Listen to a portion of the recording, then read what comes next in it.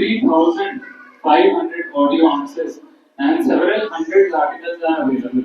So that is available on the net. Anybody wants can go there and see. His articles have been published in many national newspapers, including Indian Express, Economic Times, Times of India, in the speaking tree column. His writings is in English and have been translated into various different languages like Kannada, Telugu, Bengali, Hindi, and so on. He is a mentor at ISKCON, leading intellectual body, the Shastri Advisory Council, and is associate editor of ISKCON's global magazine, Back to Godhead. So over on to Prabhudeep. Thanks so much.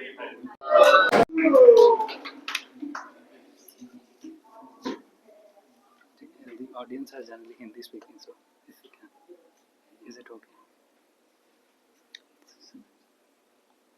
Okay, that's okay. Let's continue. You can ask the audience now if they want it, how many want it. Okay. So a quick question. How many of you are comfortable in English?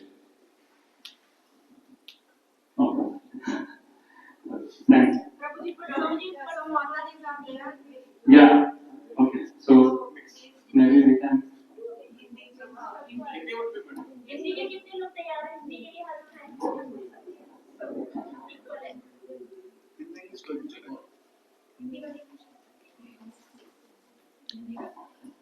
ओम ज्ञान okay सुनाई दे रहा है सबको पीछे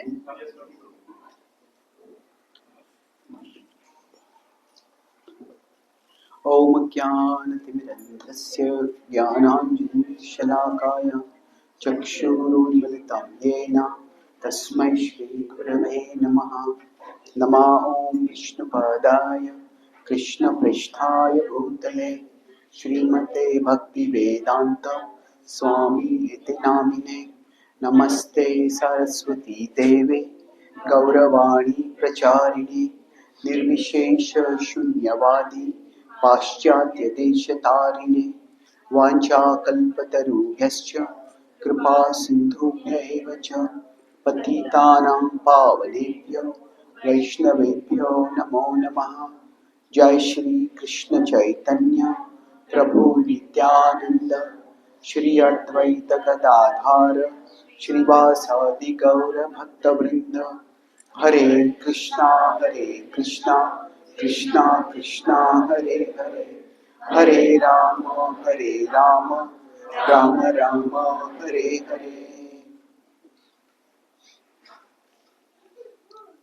हरे कृष्णा।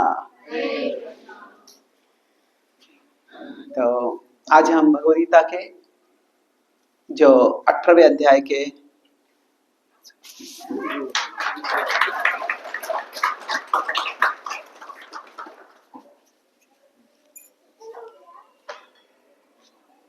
तिहत्तरवें श्लोक के आधार पर चर्चा करेंगे। ये जो है भगवद्गीता में पूरी गीता सुनने के बाद क्या परिणाम होता है उसका। अभी गीता किसने किसको बोली है? कृष्ण ने अर्जुन को बोली है।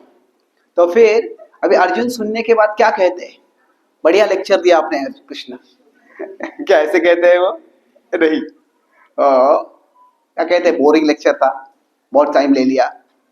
नहीं, वो क्या कहते हैं? उससे हम समझ सकते हैं कि जब हम भक्ति करते हैं, आध्यात्म में हम थोड़ा एक्सप्लोर करते हैं, तो उससे वास्तव में क्या परिणाम होता है। तो let us look at this verse. तो मैं इस श्लोक का अर्थ बताऊंगा, फिर हम उसको दोहराएंगे। तो अर्जुन कह रहे, अर्जुन वाच नष्टो मोह, मेरा मोह चला गया है। और क्या? स्मृति लब्धा, जो अर्जुन ने सुना है, ऐसे नहीं कि पहले कभी सुना नहीं था, पर जो ज्ञान था वो स्पष्ट हो गया, स्मृति वापस आ गई। नष्टो मोह स्मृतिर्लब्धा त्वत् प्रसादान, ये आपकी कृपा से हुआ है प्रभु। मया अच्युता, और मुझ पे आपने कृपा की है। अच्युत है भगवान, जो कभी यू नेवर फेल, कभी भी आप जो है हमें मदद करने में आपका कभी पतन नहीं होता है। आप हमेशा इनफैलिबल रहते, हमेशा आप सही रहते हो। त्वत्प्रसादान्मयाच्युत स्थितोस्मि। स्थितोस्मि मतलब अभी मैं यहाँ पे अच्छी तरह से स्थित हो गया हूँ। शुरुआत में पहले अध्याय में भगवान को अर्जुन कहते हैं कि मैं यहाँ पे क्यों हूँ, मैं यहाँ पे रह नहीं पा रहा हूँ, मुझे यहाँ पे इतना मन विचलित हो रहा है कि मैं यहाँ पे क्यों हूँ ये समझ में नहीं आ रहा है। न च शक्नोमि अवस्थातुं भ्रमतीव च मे मनः, मैं यहाँ पे रह नहीं पा रहा हूँ, पर स्थितोस्मि अभी मैं शांति से यहाँ पे हूँ। गत संदेह, जो भी मेरे मन में संशय था वो सारा संशय अभी चला गया है। स्थितोस्मि गत संदेह, और फिर करिष्ये, करिष्ये मतलब मैं करूंगा। वचनम तव, जो आपने बताया है वो मैं करूंगा। करिष्ये वचनम तव।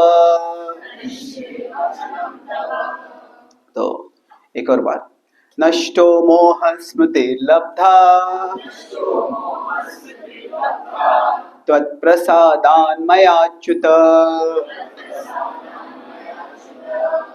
स्थितोस्मि गत संदेह करिष्ये वचनम तव।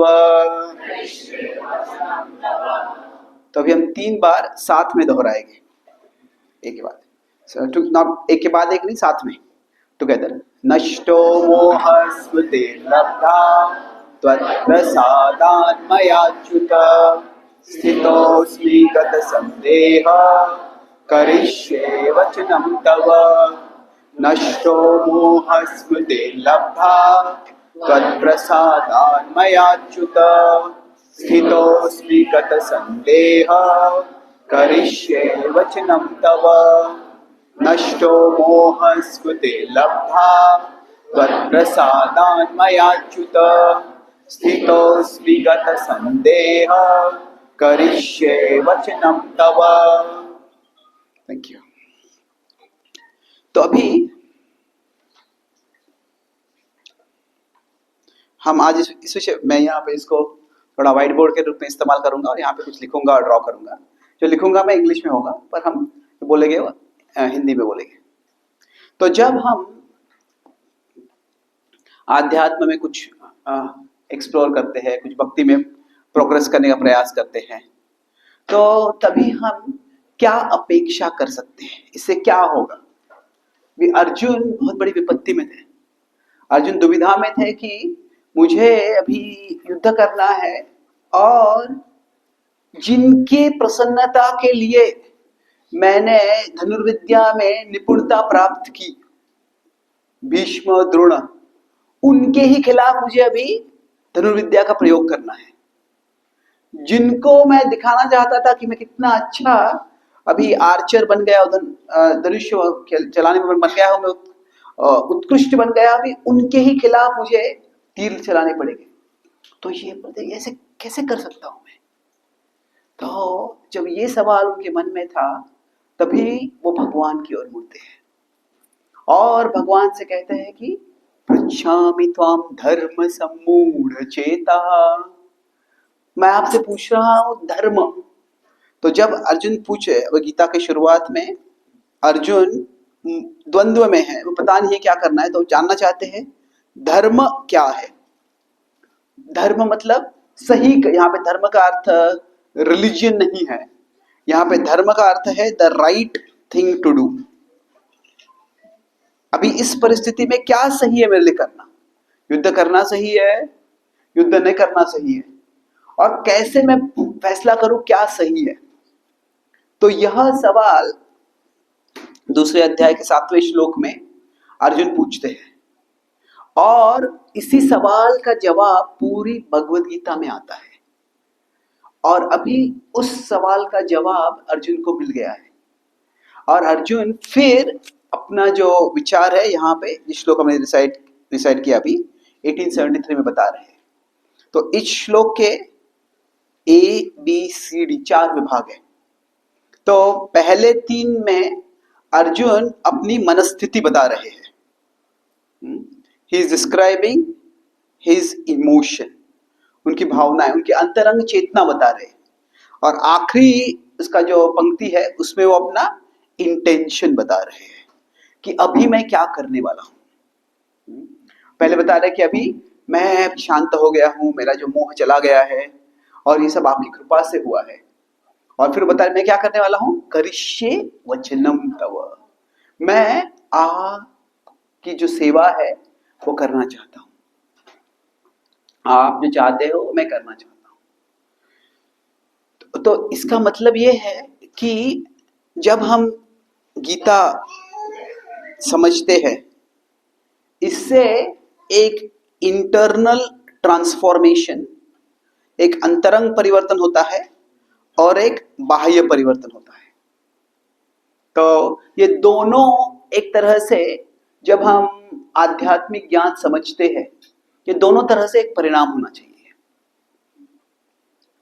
और साधारणतया लोग जब आध्यात्म की ओर मुड़ते हैं तो वो इसलिए मुड़ते हैं कि तभी जो जीवन में समस्याएं हैं, वो समस्याओं का सामना कैसे करें, क्या हमें करना चाहिए उस समय उस समस्या का सामना करने के लिए, तो वो हमें देखना है। तो अभी कुछ लोग कहते हैं गीता का सार है कि जो हुआ वो अच्छा हुआ, जो हो रहा है वो अच्छा हो रहा है, जो होने वाला है वो भी अच्छा ही होगा। अभी ये मैंने गीता कई बार पढ़ी हुई है, सैकड़ों से ज्यादा बार रिसाइट की है। गीता में कहीं भी ऐसा कोई श्लोक नहीं आता है जो ये चीज कह रहे हैं, क्योंकि गीता का जो प्रधान उद्देश्य है वह ये नहीं है क्या हो रहा है, हमें क्या करना है, उस पे जोर दिया जा रहा है। तो अभी इस जगत में कभी कभी बुरी चीजें होती हैं। जब द्रौपदी के साथ दुर्व्यवहार हुआ तो कोई महाभारत में वर्णन नहीं आता है कि कोई उसे कहता है जो हुआ वो अच्छा हुआ। नहीं, बुरी चीजें होती है इस जगत में। तो अभी जब बुरी चीजें होती है तो तभी हमें कैसे सामना करना है।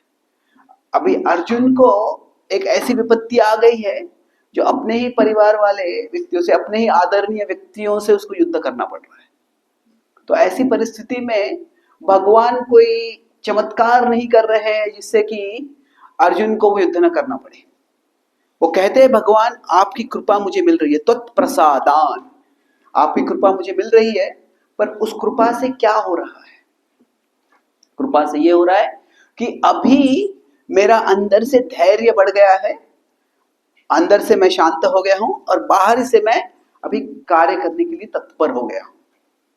सो ये इंटरनल ट्रांसफॉर्मेशन क्या है, हमें अंदर से कॉन्फिडेंस आना चाहिए, कि हमें विश्वास आना चाहिए, और बाहर से कॉम्पिटेंस, कि हमें तत्पर बनना है, जो मुझे करना है, मेरी जो जिम्मेदारी है वो कैसे करनी है उसके लिए मुझे तत्पर बनना है। तो गीता का एक तरह से, गीता समझने का ये दो तरह से परिणाम होता है। तो अभी तत्पर होना का, कॉम्पिटेंस का मतलब ये नहीं है कि अर्जुन अचानक गदा चलाने में एकदम तत्पर बन गए। नहीं, अर्जुन जो थे he was competent in archery, धनुष्य चलाने में वो तत्पर थे, तो उसी के वो इस्तेमाल करने के लिए वो तत्पर हो गए। तो हम सबके जीवन में अलग अलग परिस्थितियों में समस्याएं आती हैं, और आजकल हम अखबार पढ़ते हैं तो फिर यहाँ पे ये हो गया है, वहां पे हो गया ये, वो हो गया, तो फिर हम सोचते हैं कि यहाँ पे कभी कभी जब कहीं भी कोई बुरी चीज होती है, एक तरह से जब हमारा मन डिस्टर्ब होता है, ये अलग अलग स्तर पे डिस्टर्ब होता है। एक है कुछ भी तरह से एनी बैड इवेंट, कुछ भी बुरा हो गया तो ऐसे क्यों हुआ। बट अगर bad event to good people, अगर कहीं युद्ध हो रहा है, युद्ध में बहुत से लोगों की मृत्यु हो रही है तो बुरा हो रहा है, पर एक तरह से कह सकते हैं कि वहां पे सेना है, सेना एक दूसरे से युद्ध कर रही है, वो उनके जो पेशा है, उनका जॉब है, उसका वो खतरा ही है, वो it is a job hazard, professional danger है, वो ऑक्यूपेशनल हैजार्ड है वो। पर अगर कोई कहीं बॉम्ब एक्सप्लोड हो जाता है और कुछ जनसाधारण लोग हैं, तो फिर अभी उनके साथ ऐसे हो गया तो ऐसे क्यों हुआ, वो उससे बड़ा सवाल आता है।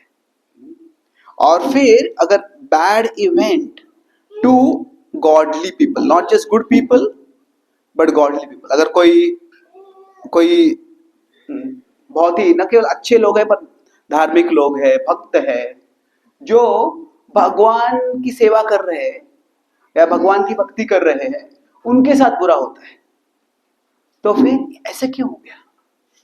और ऐसे परिस्थिति में सवाल आता है कि अभी भगवान कहाँ है? भगवान ने क्यों संरक्षण नहीं किया?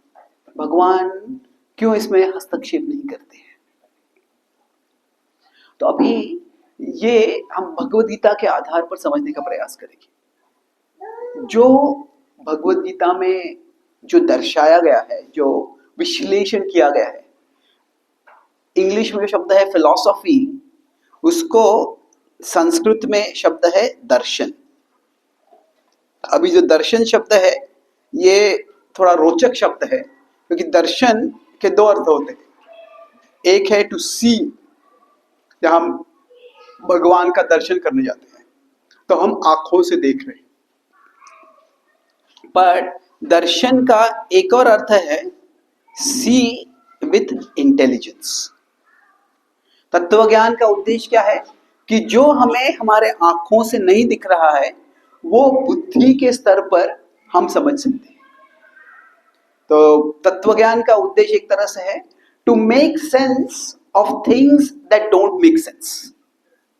जो हमारे बुद्धि से हमें समझ में नहीं आ रहा है उसको कैसे समझे, वह समझाना एक तरह से सबसे पहले ये बुद्धि का ही उद्देश्य है, पर उससे बड़ा वो क्या है, तत्व ज्ञान का उद्देश्य है। तो जब ऐसी कोई चीज होती है जो हमें समझ में नहीं आती ऐसे क्यों हो रहा है, तो उस समय क्या क्या फैक्टर्स होते हैं, कुछ क्या क्या कारणों से कोई चीज हो रही है, ये सबसे पहले समझना जरूरी है। और फिर हमें कैसे उसका प्रतिकार करना है, उस समय हमें क्या करना है, ये समझना है हमको। तो अभी अर्जुन को जो बताया भगवद गीता में, वह अर्जुन ने अमल करने का प्रयास किया। उसके बाद में जो कुरुक्षेत्र में युद्ध हुआ उसमें, और उसी युद्ध में अर्जुन को भी कई विपत्तियों का सामना करना पड़ा। अर्जुन का एक पुत्र था इरवन, जो 7वें दिन उसका वध हो गया। अलम्बुश नाम का एक राक्षस था, उसने उसका वध कर दिया। पर जो इरवान था, जो वास्तव में अर्जुन के साथ नहीं रह रहा था, वो उसकी माँ के साथ रह रहा था, वो नागकन्या का पुत्र था, वो नाग कुमारी का पुत्र था। पर अर्जुन का एक बहुत ही प्रिय पुत्र था। कौन था? अभिमन्यु। अभी वो युद्ध में अभिमन्यु का भी वध हो गया।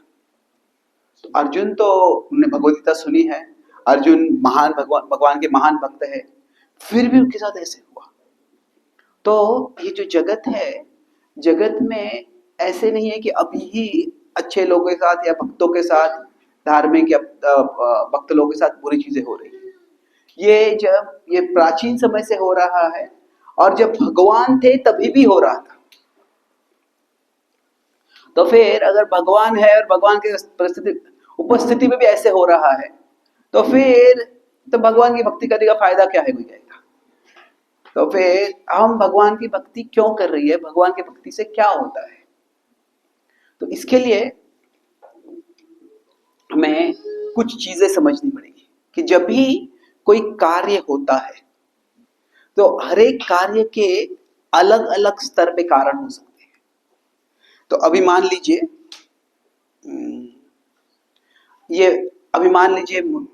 ये साउंड सिस्टम बंद हो गया, मैं बोल रहा हूं और आपको सुनाई नहीं दे रहा है। तो अभी इसका एक कारण हो सकता है कि शायद गलती से मेरा हाथ लग गया कहीं तो भी, और ये गलती से ऑफ हो गया। दूसरा कारण एक हो सकता है कि क्या है, हर एक चीज का कारण हम अलग अलग स्तर पे देख सकते हैं कि मुझसे कुछ गलती हो गई है, उसके कारण बंद हो गया है। या फिर दूसरा हो सकता है कि इसका जो बैटरी है वो ऑफ हो गया है, वो डिस्चार्ज हो गया है, शायद ये बैटरी ज्यादा समय तक चलता नहीं है, या जिन्होंने ये माइक सिस्टम बनाया उन्होंने देखा नहीं कि शायद बैटरी रिप्लेस करना चाहिए, तो फिर उस समय कुछ और हमें करना पड़ता है। तीसरा हो सकता है कि ये माइक ही खराब हो गया है, अगर माइक खराब हो गया है तो फिर हमें दूसरा माइक लेना पड़ेगा।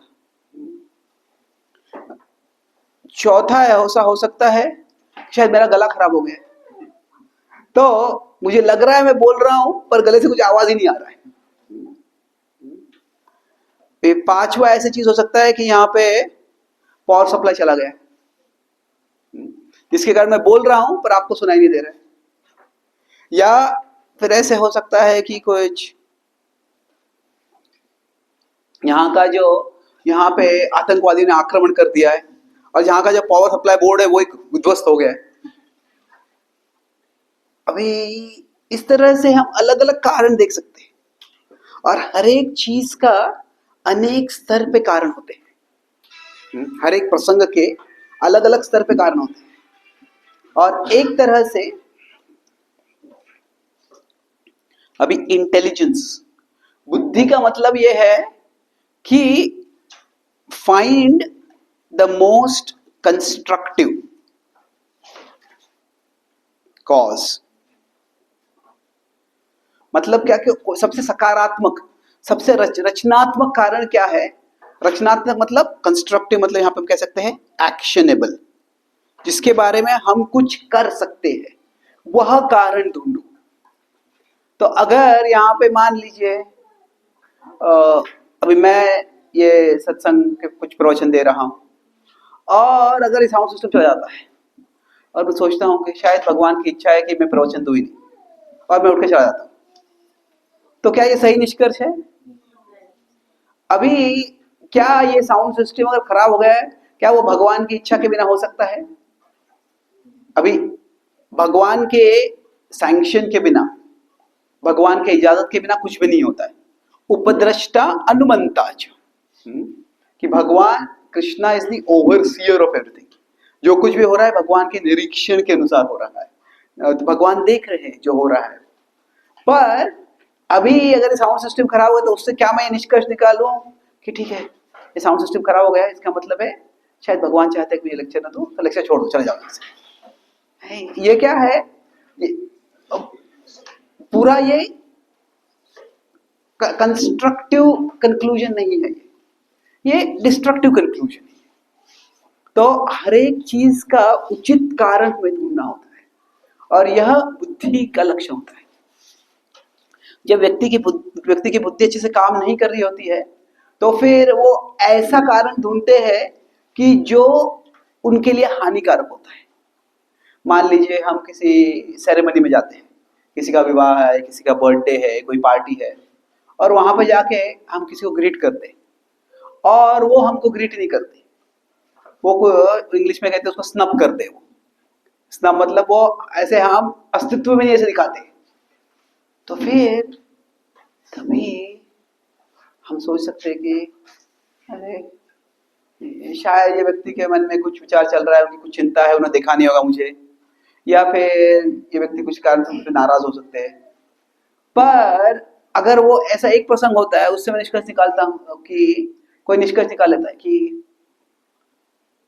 वास्तव में ना कोई भी मेरा आदर ही नहीं करता है, nobody respects me, nobody cares for me, nobody values me, और ऐसी अगर मेरी बेइज्जती हो रही तो मैं यहाँ पे क्यों आऊं, मैं ऐसे चला जाऊंगा। और वास्तव में यहाँ पे कोई मेरा आदर नहीं करता है, घर में कोई आदर नहीं करता है, मेरे जॉब में कोई आदर नहीं करता है, मेरे जीवन का क्या उद्देश्य है, मैं आत्महत्या कर देता हूं। अरे एक बार किसी ने कुछ ग्रीट नहीं किया है, उसको इतना बड़ा क्यों लेके जाना है? पर जब किसी को डिप्रेशन वगैरह होता है तो क्या होता है, छोटी सी चीज को बहुत बड़े स्तर पे लेते हैं। सबके जीवन में लॉस होता ही है। कोई लॉस हो सकता है कि हमारी तबीयत खराब हो सकती है, हमने कोई पैसा इन्वेस्ट किया, वो पैसा चला जाता है, हम किसी से कोई आपको ऑफिस में कुछ अपॉर्चुनिटी होता है और फिर वो अपॉर्चुनिटी नहीं होता है, हमको कोई एक इंटरव्यू पास नहीं करते, कुछ प्रमोशन नहीं मिलता है। तो जब लॉस होता है तो हमारा मन अलग अलग अलग तरह से उसको इंटरप्रेट कर सकता है। एक है कि आई हैव लॉस्ट, ठीक है, ये चला गया, ये एक तरह से सत्व के स्तर पर ये विचारधारा है कि हम उसको एनालाइज करके समझ रहे हैं ये क्यों हो गया। पर दूसरा है आई एम लॉस्ट। अब ये क्या है कि अरे मैं तो मेरे सारे जिंदगी का ये उद्देश्य बना लिया था, अभी ये जॉब नहीं मिल रहा है मुझे, तो अभी मैं क्या करूं, मैं कुछ कर ही नहीं सकता, आई एम लॉस्ट। ये थोड़ा राजसिक। आपको सत्व रजस तमस पता है, ये प्रकृति के 3 गुण हैं, 3 प्रकार की विचारधाराएं हैं। तो आई एम लॉस्ट, पर कुछ लोग ऐसा इंटरप्रिटेशन कर लगते हैं, आई एम अ लूजर। ये पूरा तामसिक इंटरप्रिटेशन है। तो मेरे जीवन में कुछ होने ही वाला नहीं है, मेरी किस्मत ही फूटी है, मैं ही ऐसा हूं कि भाई सब कुछ मैं जो भी करूंगा वो सब खराब ही हो जाएगा। इंग्लिश में एक टर्म होता है मिडास टच। मिडास टच मतलब क्या, कोई ऐसे मिडास नाम का एक ग्रीको रोमन मैथोलॉजी में एक कैरेक्टर था जो किसी भी चीज को स्पर्श करता था वो सोने में परिवर्तित हो जाता था। तो कुछ लोग कहते हैं कि I have got the reverse Midas touch. सोना आता है, वो सोना ऑर्डिनरी मेटल में बदल जाता है, सोना जो होता है वो कचरा बन जाता है मेरे टच से। तो कुछ लोग ऐसे होते हैं आई एम अ लूजर। अगर कोई अभी ऐसा सोचने लगेगा तो क्या होता है कि वो स्वाभाविक रूप से डिप्रेस हो जाएगा, हताश हो जाएगा, कुछ करने की इच्छा नहीं रहेगी। तो हमें जो बुद्धि का एक लक्षण है कि जो भी प्रसंग हमारे जीवन में आ रहा है उसको किस तरह से हम समझ रहे हैं कि जो लॉस है ये इवेंट है, ये एक प्रसंग है, पर ये जो है हमारा ये एक्सपीरियंस जो होता है वह हमारे बुद्धि के काम करने से या बुद्धि के न काम करने से आता है, किस तरह से मैं उसको अनुभव कर रहा हूं। तो हमारे सबके जीवन में जो बुरे प्रसंग आएंगे, अभी ये बुरे प्रसंग आते हैं तो फिर उसको हम किस तरह से देखते हैं ये महत्वपूर्ण है। तो अभी अर्जुन जब उनके अभिमन्यु का वध हो गया तो अर्जुन कह सकते थे कृष्ण तो इतनी बड़ी भगवदगीता बोले, तुमने कहा कि मैं अपने भक्तों की संरक्षण करता हूं, तुम झूठे हो, तुमसे कुछ समझ रखने का कुछ फायदा ही नहीं है। तो अर्जुन ऐसे कह सकते थे, पर वैसे अर्जुन ने नहीं कहा। मैं कुछ समय पहले अमेरिका में था, 2-3 महीने पहले, तो मैं एक यूनिवर्सिटी में था और वहां पे एक कॉलेज में क्लास दिया मैं, तो एक विद्यार्थी आया उसके बाद में, और विद्यार्थी बता रहा था कि मैं नास्तिक हूं। ठीक है, which god do you not believe in, कौन से भगवान में आप विश्वास नहीं करते? बोले ऑल ऑफ देम। तो ओके, क्या है कि मैं अभी पाश्चात्य देशों में भी क्या हो रहा है, काफी भारतीय लोग अमेरिका जाते हैं, वहां पे रहते हैं, तो अभी थोड़ा राम मंदिर होने के कारण और बाकी सब चीजों के कारण थोड़ा सांस्कृतिक अवेयरनेस बढ़ रहा है। तो हमारे शास्त्र में क्या सिखाया गया है, क्या बताया गया है, वो लोग समझने का और समझाने का प्रयास कर रहे हैं। तो वहां पे एक अमेरिकन वक्त ने मुझे कार्टून दिखाया था कि एक अमेरिकन कॉलेज स्टूडेंट एक इंडियन कॉलेज स्टूडेंट को पूछ रहा है कि why do you people worship so many God's, कि तुम इतने सारे देवताओं की पूजा क्यों करते हो? तो ये भारतीय बता रहा है we like to keep backups कि हम बैकअप रखते हैं तो अभी तत्व ज्ञान के अनुसार ये सही नहीं है, पर ये अपनी बुद्धि से कुछ समझाने का प्रयास कर रहे हो। तो क्या है कि लोग जो भी उनको दिखता है तो उसको समझने का समझाने का प्रयास करने के लिए, एक इवेंट है, कुछ चीज बाहर है, उसको लोग समझने का समझाने का अपने अपने बुद्धि से वो उसका निकालने का प्रयास करते हैं। तो अभी तो मैंने उसको पूछा कि ठीक है, तुम जो भगवान पे विश्वास नहीं करते हैं, ठीक है, तो तुम जो भगवान को नहीं मानते हो वो भगवान की आप संकल्पना बताओ मुझे। तो बोले कि I don't believe in a god who sends me to hell if I don't believe in, कि मैं ऐसे भगवान में कभी श्रद्धा नहीं रख सकता जो अगर मैं उनमें श्रद्धा नहीं रखता तो मुझे नर्क में भेज देंगे। तो मैं कहा कि ऐसे भगवान में मैं भी विश्वास नहीं करता। अभी सारे धर्म एक तरह से भगवान की ओर ही जाने के मार्ग है, पर उसका मतलब नहीं कि सारे धर्म की सारी शिक्षाएं जो है वो सही है। तो जो अब्राहमिक रिलीजन्स है उसमें क्या होता है, जो हेल, जो नर्क की संकल्पना है वह किसके लिए है? नॉन बिलीवर्स के लिए है, जो श्रद्धा नहीं रखते उनके लिए है। पर जो ये अब्राहमिक रिलीजन मतलब क्या है कि जो अब्राहम को अपना एक प्रॉफिट, अपना एक मेन लीडर मानते हैं, तो जुडाइज्म, क्रिश्चियनिटी, इस्लाम। अभी जो वैदिक धर्म जो है, इनमें इनमें भी नरक की संकल्पना है, पर ये रॉन्ग डूअर्स के लिए है, जो गलत कार्य करते हैं, जो काम, क्रोध, लोभ में आकर दूसरों के प्रति हिंसा करते हैं। तो ये जो है, ये इसे आजकल के समाज में अगर कोई गुनाह करता है तो उसको जेल में डालेंगे। तो हेल जो है वो एक तरह से जेल के समान है। और क्यों डालते हैं किसी को? जो गलत कार्य करता है। अभी God does not legislate our beliefs. भगवान हमें स्वेच्छा दी है और हम किस चीज में श्रद्धा रखना चाहते हैं वो हमारी इच्छा है। तो कोई श्रद्धा भगवान नहीं रखता इसीलिए भगवान उसको सजा देंगे, ऐसे नहीं है। जो महाभारत में युद्ध हुआ था, एक जगह पांडव थे, एक जगह कौरव थे। तो अभी पांडव और कौरव, इनमें अलग अलग लोग थे।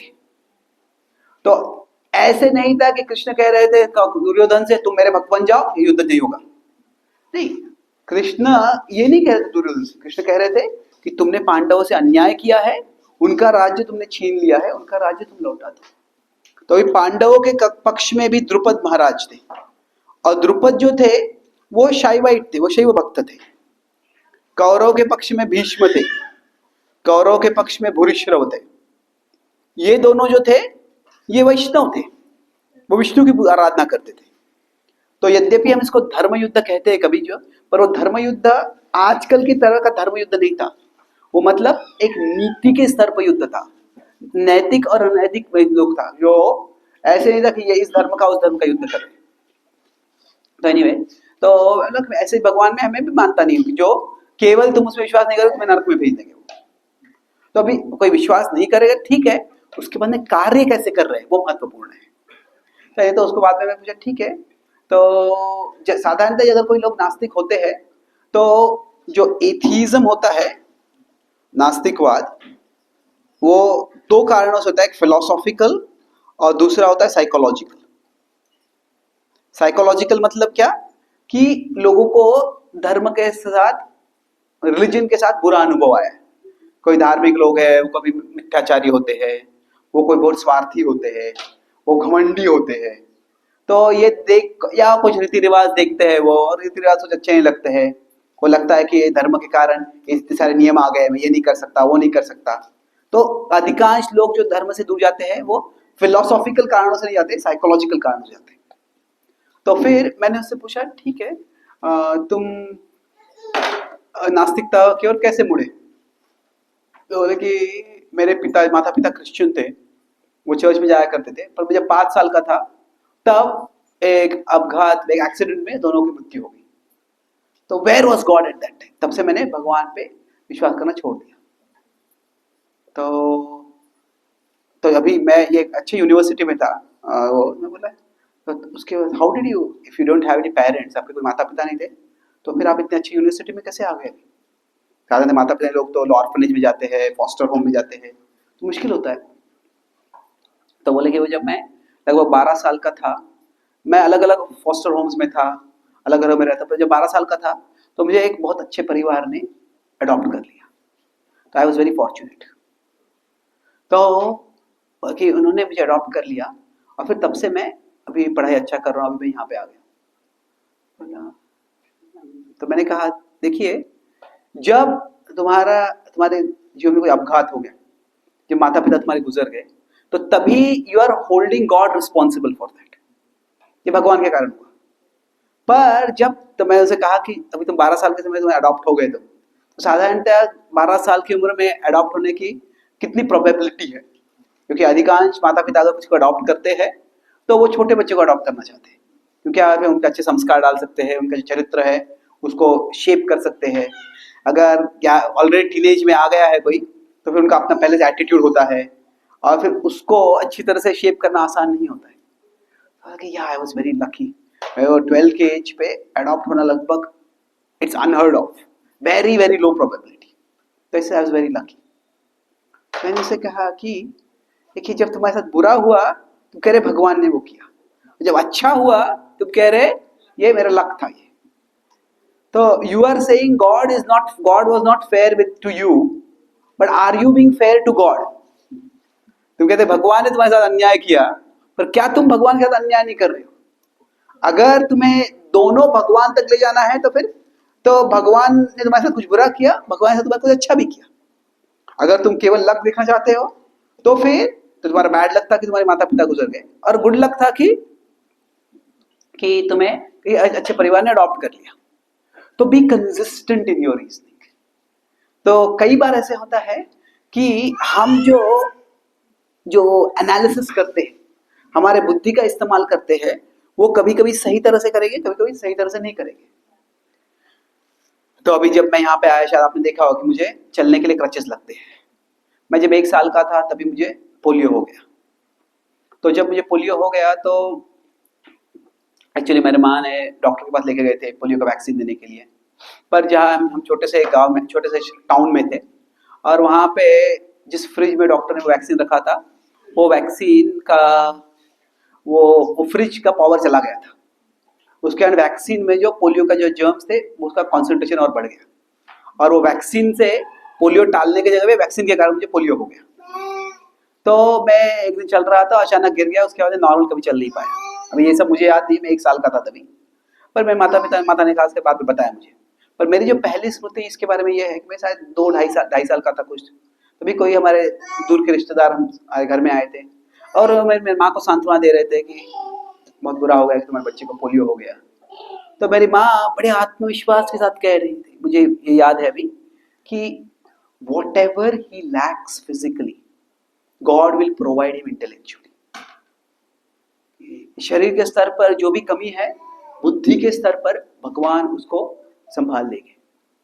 तो तभी मुझे ज्यादा कुछ समझ में नहीं आया उसमें भगवान कौन है, क्या होता है ये सब। बट somehow मैंने I started identifying with my intellectual side more than my physical side. अपने बुद्धि के साथ मैं ज्यादा खुद को पहचान करने लग गया। और मैं देखा कि अभी मैं जब खेलता था तो बाकी बच्चे जैसे खेलते थे वैसे खेल नहीं पाता था मैं। तो पर मैं देखा जब मैं पढ़ाई करता था तो मैं तेजी से समझ पाता था, अच्छी तरह से याद कर पाता था, और दूसरों से ज्यादा अच्छी तरह से मैं खुद को व्यक्त कर पाता था। तो एक तरह से देखोगा तो मैं कह सकता हूँ कि मैंने कुछ ऐसे नहीं किया है जिसके कारण मुझे तो पोलियो होना चाहिए। मैंने क्या बुरा किया है? पर दूसरा ये भी कह सकता हूं मैंने क्या अच्छा किया है जिसके कारण मुझे दूसरों से ज्यादा बुद्धि होनी चाहिए। तो क्या है कि हमारे जीवन में जो होता है वो कभी बुरा होता है, कभी अच्छा होता है। तो हम किस चीज की ओर ज्यादा जोर देंगे वो महत्वपूर्ण है। तो तब से मुझे थोड़ा मेरे माँ के विचारधाराओं से, उसके उनके संस्कारों से ऐसे विश्वास होगा कि जब भी हमारे जीवन में कुछ कमी होगी तो किसी और दिशा में हमें कुछ मिल जाएगा जिससे कि हम बैलेंस हो जाएगा। ओवरऑल शायद तुरंत नहीं होगा, वो हर तरह से बैलेंस नहीं होगा, पर ये हो जाएगा। तो अभी क्या है कि हम जब भी हमारे जीवन में कुछ घटना होती है तो किस तरह से हम उसको हम देखते हैं, ये महत्वपूर्ण है। तो क्या इसका कारण है? तो अगर तुरंत अगर हम देखेंगे तो एक तरह से एक व्यवहारिक स्तर पे वो वैक्सीन की वो जो डॉक्टर की गलती कह सकते हैं, ठीक है, वो कह सकते हैं, वो एक स्तर पे देख सकते हैं। पर किसी और स्तर पे देख सकते हैं कि ये दुर्भाग्य है, किसी और से देख सकते हैं कि ये शायद कुछ पूर्व जन्म का कर्म है, ये किसी तरह से देख सकते हैं कि ये भगवान की योजना है। अलग अलग स्तर पे हम उसको देख सकते हैं। तो अभी कौन से स्तर पे हमें देखना है जिससे कि हम कुछ सकारात्मक कार्य कर सके, ये महत्वपूर्ण है। तो अभी जब अर्जुन के पुत्र अभिमन्यु का वध होता है तो अर्जुन किस तरह से देखता है उसको। So this will be the last part of the class. आज में 3 चीजें मैं देखा हुआ कि टिल नाउ अभी 2 चीजें हम देखें। सबसे पहले क्या है, तत्व ज्ञान का उद्देश्य क्या है कि जो हमें समझ में नहीं आता है वो समझने का प्रयास करना है। और समझने के लिए क्या है, अलग अलग स्तरों पे कारण होते हैं। तो कोई भी प्रसंग का अलग अलग स्तर पे हम कारण देख सकते हैं।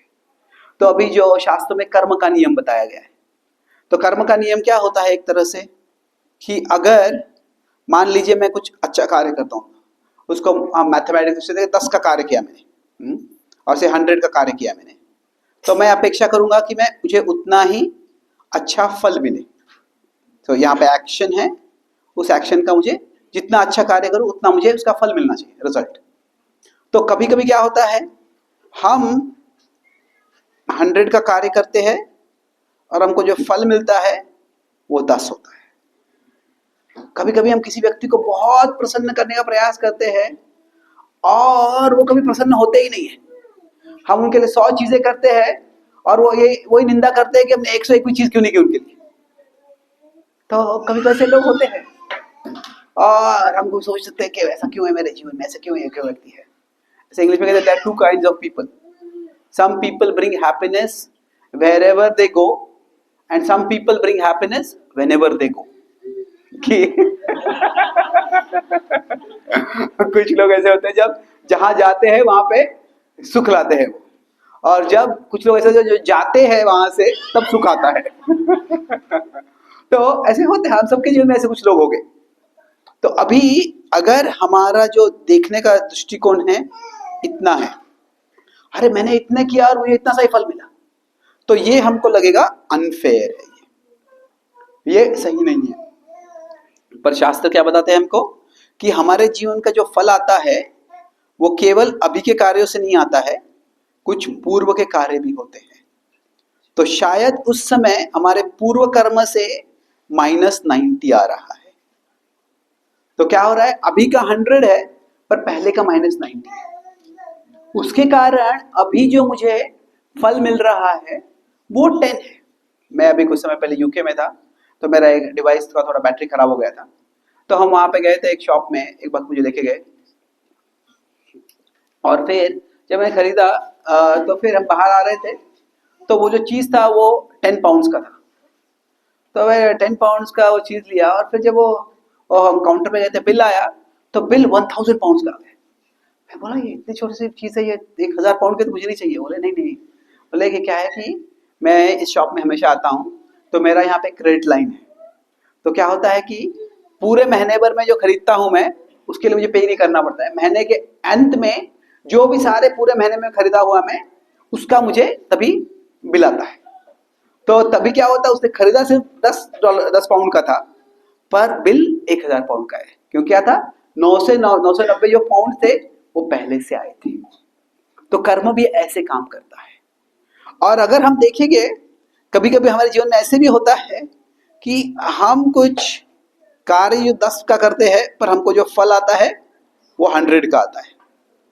शायद कभी कभी क्या होता है, हम स्कूल में हो गए तो कोई टीचर हमसे बहुत प्रसन्न, some teacher likes us, some people just like us. कुछ लोग हमें पसंद करते हैं, तो हमने कुछ किया भी नहीं है तो भी क्या होता है, वो हमसे प्रसन्न हो जाते हैं, वो हमारे साथ अच्छा बर्ताव करते हैं। तो तभी क्या हो रहा है, पीछे से ये +90 आ रहा है।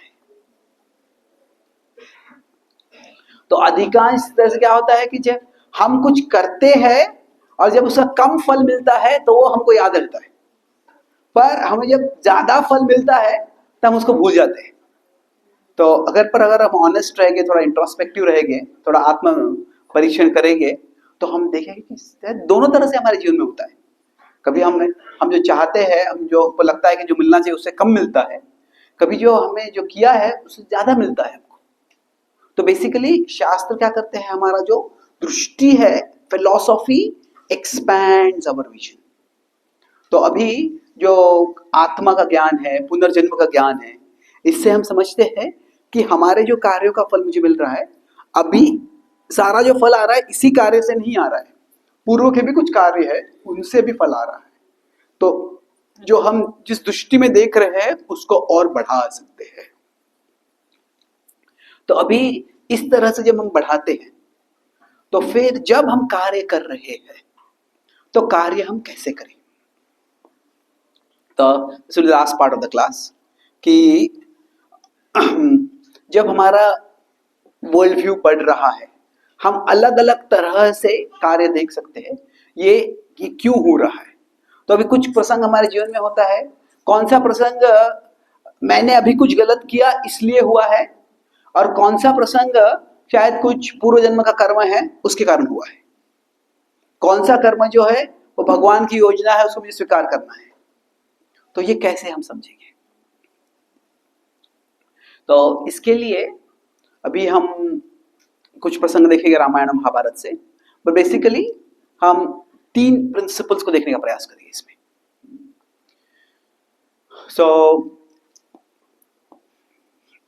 जो सबसे पहले प्रिंसिपल है कि I talk in the 3 R's, responsible,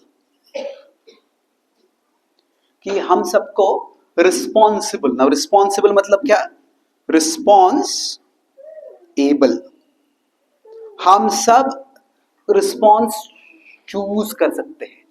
जो होता है हमारे जीवन में उसके हमें शायद कभी कंट्रोल नहीं होता है, पर कौन सा चॉइस हमें करना है वह हमें परिपक्व है। कुछ लोग कहते हैं कर्म का नियम अगर हम स्वीकार करते हैं तो क्या है, सब कुछ जो हमारा जीवन में होने वाला है वो पहले से निर्धारित है। तो सारा हमारा भविष्य जो है हमारे हाथों के लकीरों में लिखा हुआ है। हमारे हाथ में कुछ है ही नहीं। ऐसे कहते सब कुछ हमारे हाथ में है पर कुछ भी हमारे हाथ में नहीं है, ऐसे कहते हैं। तो हाथों के लकीर में सब कुछ लिखा हुआ है। अभी ऐसे नहीं है। क्या है कि कर्म के तत्व ज्ञान का बेसिक मीनिंग क्या है कि our actions matter even when they don't seem to matter. कि जब मैं कुछ कार्य कर रहा हूं और कार्य का फल नहीं आ रहा है तो हमें क्या समझना चाहिए कि ये कार्य का फल आ रहा है, पर भूतकाल के किसी नकारात्मक फेज के कारण, नकारात्मक प्रभाव के कारण इस कार्य का फल अभी मुझे दिख नहीं रहा है। तो इसीलिए कर्म का जो सिद्धांत है उसका इम्प्लीकेशन क्या है कि ये नहीं है कि यार सब कुछ पहले से निर्धारित हो गया, क्या फायदा है कुछ करने का, नहीं। उसका मतलब है आवर एक्शंस ऑलवेज मैटर। हमारे जो चुनाव है, हमारे जो कार्य है, हमेशा उनका प्रभाव होता है even when they don't seem to. भले ऐसे लग रहा है कि कुछ फर्क नहीं पड़ रहा है, पर फर्क जरूर पड़ रहा है, सिर्फ वो पूर्व कर्मों के कारण शायद दिख नहीं रहा है अभी। तो इसलिए हमें हमेशा सही चुनाव करना है। अभी रिस्पॉन्सिबल होना है हमें, मतलब हमें कौन सा रिस्पॉन्स करना है वो चुनना है हमें।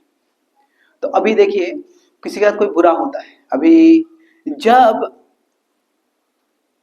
प्रभु श्री रामचंद्र को वनवास में भेजा गया तो तभी रामचंद्र उन्होंने बहुत अच्छे से आदर पूर्वक स्वीकार कर लिया। मैं रामचंद्र भगवान को यहाँ पे हम कहानी बता रहे हैं तो मैं सीधा राम से उनका उल्लेख करूंगा, just to focus on the story within it.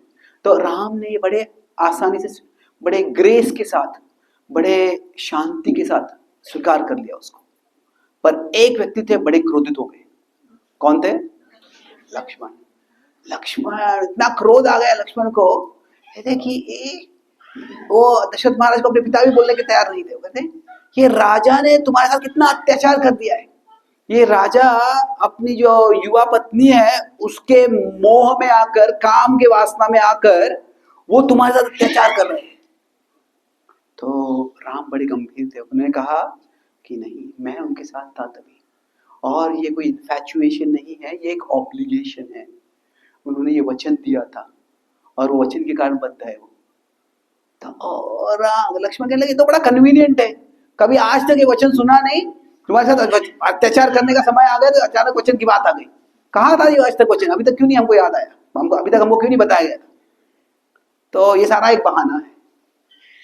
तो राम शांति से उनको समझा रहे थे, क्या तुम कह सकते हो कि हमारे माता पिता के बारे में सब कुछ हमको पता है? तुमने अगर कुछ वचन दिया हो तुमको पता नहीं हो? क्या तुम ये कहना चाहते हो कि हमारे पिता झूठ बोल रहे हैं?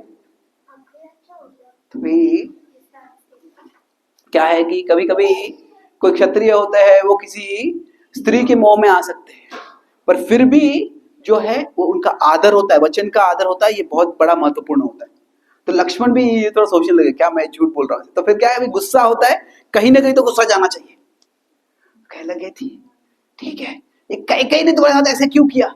तुम तो कैकेयी को हमेशा आदर दिया करते थे, तो कैकेयी को तुम अपनी माँ के समान माना करते थे, उसने ऐसे कैसे किया तुम्हारे साथ? कितनी क्रूर हो गई है वो। तो राम कहने लगे लक्ष्मण कैकेयी के बारे में बुरा मत बोलो। तुम जानते हो कैकेयी मुझसे कितना प्रेम करती थी। कैकेयी का जो प्रेम था वो गंगा के प्रवाह के समान था, शुद्ध, हमेशा फ्लो करने वाला। तो अभी लक्ष्मण अभी तक क्रोधित थे। तो कुछ कुछ लोग क्रोध से क्या होते हैं, इतने क्रोध हो जाते हैं कुछ बोल ही नहीं पाते।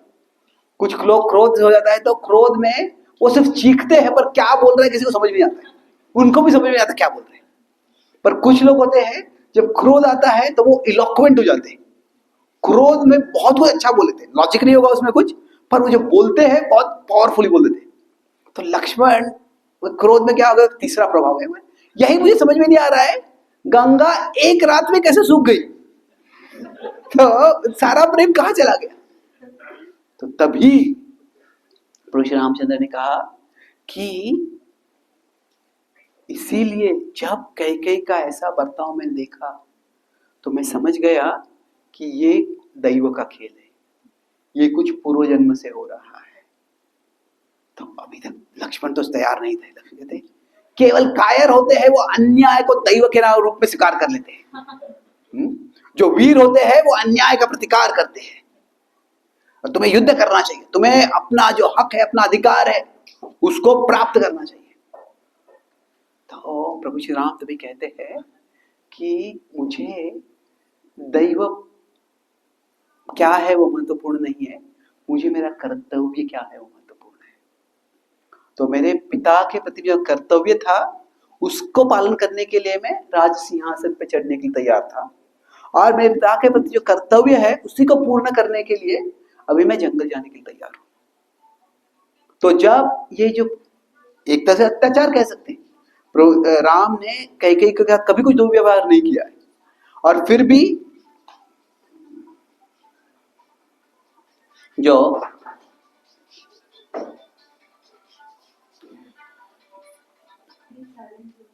तो जो अभी इस तरह से जो कैकेयी ने किया एक तरह से अत्याचार है, पर प्रभु श्री राम कह रहे ये शायद दैव है, कुछ पूर्व जन्म का खेल है। पर अभी इसके बाद जब वो वनवास में होते हैं तभी सीता का अपहरण होता है। तो सीता का जब अपहरण होता है तभी राम ये नहीं कहते हैं दैव के कारण ऐसे स्वीकार करना चाहिए मुझे। क्यों? क्योंकि तभी क्या देखते हैं, सीता मेरी धर्मपत्नी है, उनका संरक्षण करना ये मेरा कर्तव्य है। तो मेरा कर्तव्य पूरा करने के लिए जो भी जरूरी है मैं करूंगा।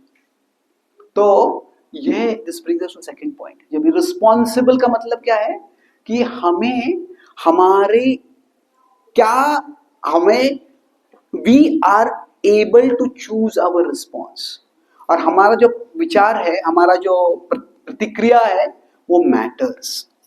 तो इसीलिए हमें विचार करके हर परिस्थिति में क्या करना है वो चुनना है हमें।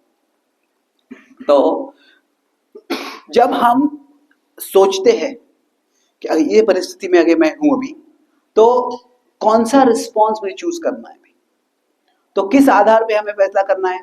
अभी मैं बताता कि हम अलग अलग हर एक चीज का अलग अलग कारण देख सकते हैं। तो अभी जब उनको वनवास में जाना पड़ा तो राम ने कहा ये दैव के कारण है। वो कह सकते हैं कैकेयी के षड्यंत्र के कारण भी है, पर तभी उन्होंने क्या देखा, ये कैकेयी ये दैव का खेल है। पर जब सीता का अपहरण हुआ वो ये कह सकते ये भी दैव का खेल है, पर तभी उन्होंने क्या कहा, ये जो है ये रावण का षड्यंत्र है, और रावण को जाके मुझे चेतावनी देनी है, या तो युद्ध करना पड़ेगा तो युद्ध भी हम करेंगे। तो यहाँ पे क्या देख रहे, अब जब प्रसंग आ रहा है उसको अलग अलग कॉजल बॉक्सेस में डाल रहे हैं, अलग अलग कारण उसका देख रहे हैं। कभी इस जन्म का कारण देख रहे हैं, कभी पूर्व जन्म का कारण देख रहे हैं। तो अभी ऐसे क्यों है, ये हमें जब भी परिस्थिति आती है हमारे जीवन में तो हमें क्या करना है उसके लिए एक फंडामेंटल प्रिंसिपल है। वो प्रिंसिपल क्या है, रिस्पॉन्सिबल हम कहते हैं उसका, हम we are able to choose our response. तो कैसा रिस्पॉन्स हमें चूज करना है, वो response that will make things better, not the response that will make things worse. जब अभिमन्यु का वध होता है तो अर्जुन एक पहले तो बड़े हताश हो जाते हैं, उद्वस्त हो जाते हैं, और फिर क्रोध हो जाते हैं, और वो क्रोध के कारण वो अभी कहीं तो कारण क्रोध निकालना है तो अपने भाइयों की ओर क्रोध निकालते हो, वो कहते हैं, अब खास करके युधिष्ठिर और भीम से कहते हैं, क्या तुम्हारे सारे जो शस्त्र है वो क्या केवल एक आभूषण है? तुम में से कोई भी एक भी मेरे पुत्र का संरक्षण नहीं कर पाया? शेम ऑन यू, कायर हो तुम सब। अभी ये वचनों से भीम और युधिष्ठिर खास करके एकदम घायल हो जाते हैं। तभी कृष्ण आते हैं अर्जुन के पास। कृष्ण साइड हग में पुल कर अर्जुन को पुल करते हैं। कृष्ण अर्जुन से कहते हैं, हे अर्जुन, इस जगत में विपत्तियां सबके ऊपर आती है, अच्छे लोगों के ऊपर, बुरे लोगों के ऊपर, बुद्धिमान लोगों के ऊपर, बुद्धिहीन लोगों के ऊपर। पर उन दोनों में फर्क ये होता है कि जब बुरी चीजें होती है तो बुद्धिहीन लोग जो होते हैं वो ऐसा कार्य करते हैं जिससे समस्या और बढ़ जाती है। बुद्धिमान लोग ऐसे होते हैं जो ऐसा कार्य करते हैं जिससे कि समस्या का कोई हल निकाल सके। तो अभी समस्या का जब हल निकालना है तो हमें देखना है, मतलब क्या है कि ये परिस्थिति आ गई है, ये परिस्थिति को शायद मैं पूरी तरह से हल नहीं निकाल सकता, पर इसको और अच्छा कैसे कर सकता हूँ, क्या कर सकता हूँ मैं अभी से। तो तभी अर्जुन का विचार फिर परिवर्तन हो जाता है। ये अभिमन्यु का वध क्यों हुआ है? ये ऐसे नहीं कि युधिष्ठिर चाहते थे कि अभिमन्यु का वध हो, नहीं, जितना अर्जुन चाहते थे अभिमन्यु का संरक्षण करे उतना युधिष्ठिर भी चाह रहे थे। तो युधिष्ठिर अभिमन्यु का वध क्यों हुआ? क्योंकि जयद्रथ आया था बीच में। तो अभी फिर जयद्रथ की ओर अर्जुन अपना जो क्रोध है वह डायरेक्ट करते हैं। तो अभी हर परिस्थिति में ये परिस्थिति अभी आ गई है, तो अभी मुझे क्या करना है ये महत्वपूर्ण है। क्या, what kind of response will make things better, what kind of response will make things worse। तो अभी मैं कहता हूं मुझे पता नहीं कौन सा रिस्पॉन्स से क्या होने वाला है। अभी हाँ, हमें 6 महीने के बाद क्या होगा, 1 महीने के बाद क्या होगा, ये पता नहीं है। पर मान लीजिए किसी को आप पे बहुत गुस्सा आ गया है, वो हम पे चिल्ला रहा है, और अभी हम भी गुस्सा करेंगे तभी, तो शायद वो उससे परिस्थिति और खराब ही होने वाली है। उसका मतलब नहीं कि हमें हमेशा चुप बैठना है वहां पे, पर शायद तभी वहां से हम चले जाते हैं, बाद में वो व्यक्ति शांत हो गए, हम शांत हो गए, फिर उनसे अच्छे से कुछ बात कर सकते हैं। तो हमें हमारी बुद्धि का इस्तेमाल करना है कि इस परिस्थिति में what is the constructive response, what is the response that will make things better. तो ये जो है रिस्पॉन्सिबल, ये पहला है कि हमें खुद एक जिम्मेदार भाव से ऐसा रिस्पॉन्स चुनना है जिससे कि परिस्थिति और अच्छी हो जाएगी। तो कभी कभी ऐसा होता है कि ऐसी विपत्ति आती है, मुझे क्या करना है ये भी पता नहीं है। तो अभी रिस्पॉन्सिबिलिटी के एसोसिएशन में क्या है कि एक है सेवा भाव या सर्विस एटीट्यूड। कभी कभी क्या होता है, हम एक रास्ते पे चल रहे हैं और रास्ते का पूरा लाइट चले जाते हैं। अगर लाइट चला जाता है तो फिर क्या करेंगे तभी? तो हमें लाइट तो तुरंत ऑन नहीं कर सकते, पर ये जो मेटाफर है, ये जो उदाहरण है, इसको हम थर्ड पॉइंट जब आएगा तो उसमें चर्चा करते हैं। पर रिस्पॉन्सिबल मतलब क्या है कि जितना हमारे बुद्धि से हम समझ सकते हैं कि इस परिस्थिति में क्या सही है, मैं वो करने का प्रयास करूंगा। क्या सही है मतलब क्या चीज को, परिस्थिति को और अच्छा करेगा। तो अभी सेकेंड चीज है बी रिसोर्सफुल। रिसोर्सफुल मतलब केवल मैं सही कार्य करना चाहता हूं उतना महत्वपूर्ण नहीं है। सही कार्य करने के लिए मुझे क्या करना है, क्या चुनाव करना है, कौन सा कार्य करना है, यह महत्वपूर्ण है। तो वो उसके लिए मुझे क्या रिसोर्सेस चाहिए। तो अभी प्रभु श्री राम अकेले थे तो उन्होंने क्या किया, जो वानरों के साथ एक उन्होंने संधि बनाई, एग्रीमेंट किया। उन्होंने सुग्रीव की मदद की और फिर सुग्रीव ने उनकी मदद की। तो अभी राम स्वयं भगवान है, पर हर समय वो मैं भगवान हूं, मैं कुछ भी कर सकता हूं, ऐसा नहीं दिखा रहे। राम जब भारत पृथ्वी पे आते हैं तो वो एक मर्यादा पुरुषोत्तम के रूप में आते हैं। वो क्या है, एक साधारण मानव, एक आदर्श मानव की भूमिका दिखाने का प्रयास कर रहे हैं। तो इसीलिए क्या करते हैं, वो रिसोर्सेज गैदर कर रहे हैं।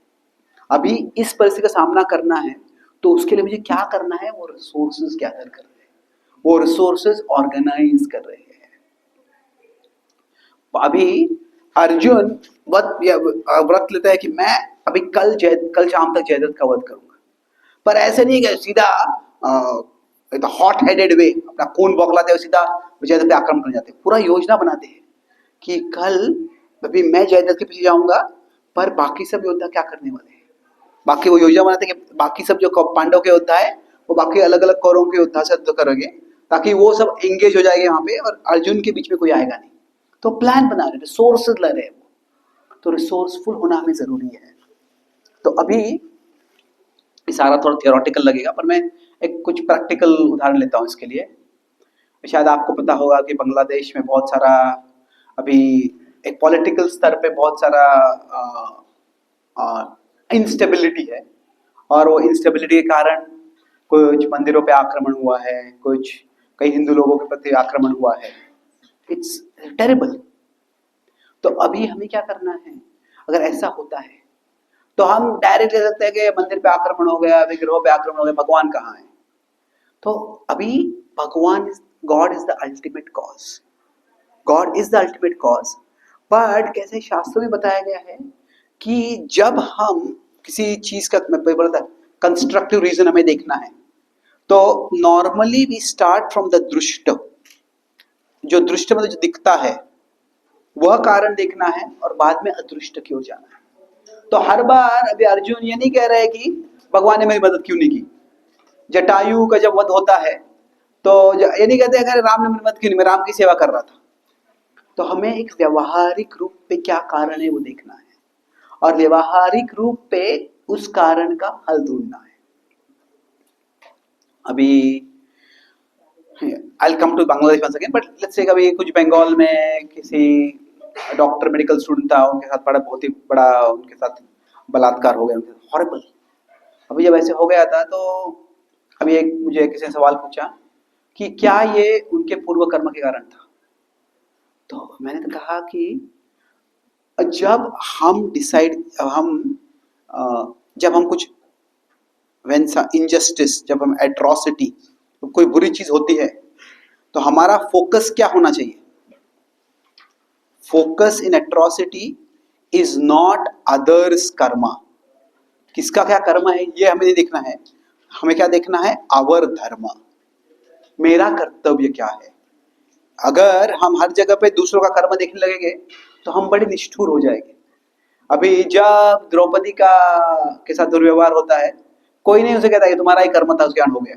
सीता का अपहरण होता है, कोई नहीं कहता तुम्हारा ही कर्म, तुमने कुछ बुरा कर्म किया जिसके कारण ये हुआ होगा। तो क्या है कि हमें जब किसी का कोई बुरी चीज होती है तो हमें देखना है मेरा क्या कर्तव्य है।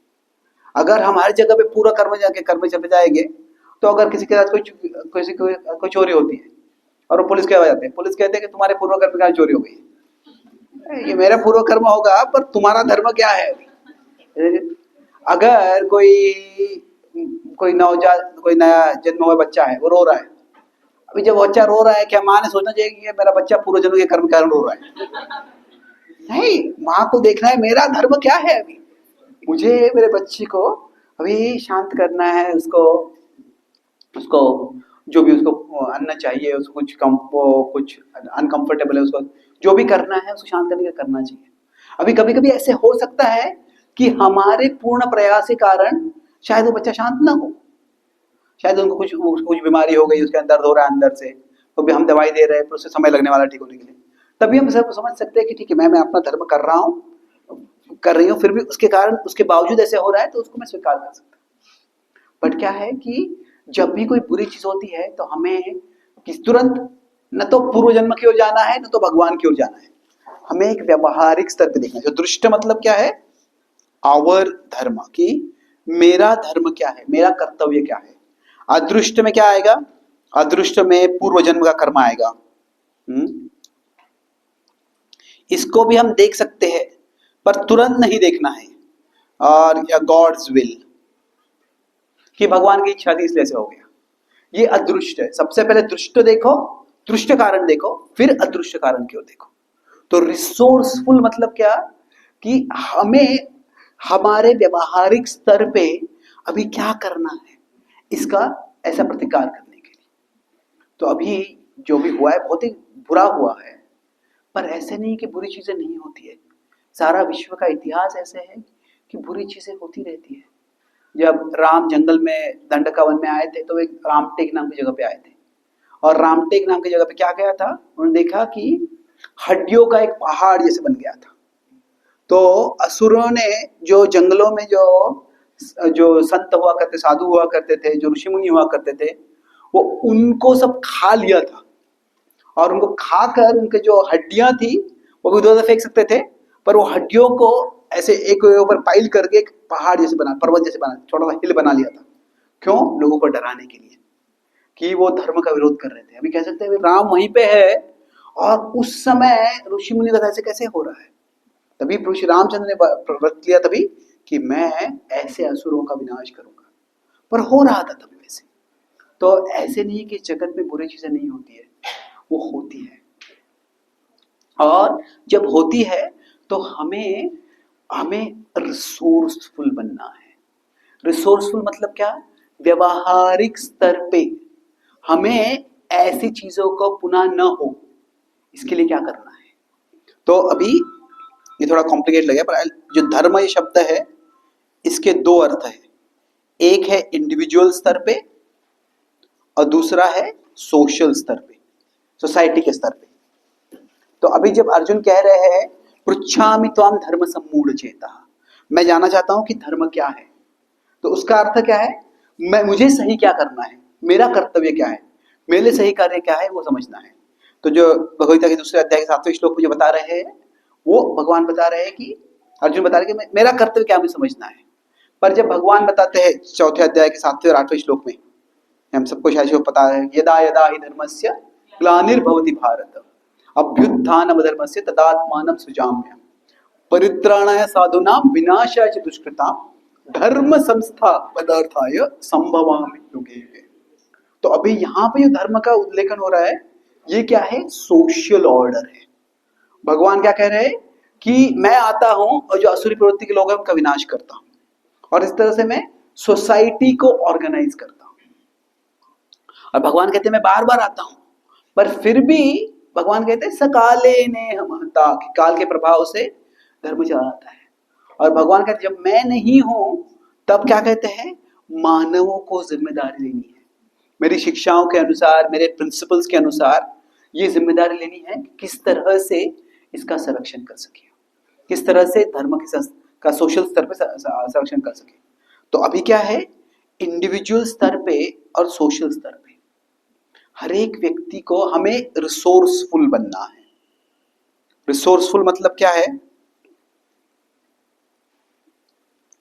कि कभी कभी क्या होता है, हमारा मन एक कॉज की ओर चला जाता है, इस एक कारण की ओर चला जाता है कि ये जो धर्म है ये बहुत ही इनटॉलरेंट है, और इसके धर्म के लोग बहुत ऐसे होते हैं वैसे होते हैं। हाँ, वो कारण है एक तरह से, पर क्या है कि विश्व के इतिहास में हमेशा कोई ना कोई ऐसे लोग होते हैं जो बुरा कार्य करते हैं।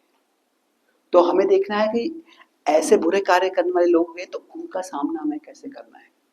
तो एक सोशल स्तर पे क्या है कि जो क्षत्रिय होते हैं इनको सिक्योरिटी और तो एक व्यवहारिक स्तर पे, एक फिजिकल स्तर पे संरक्षण करना चाहिए।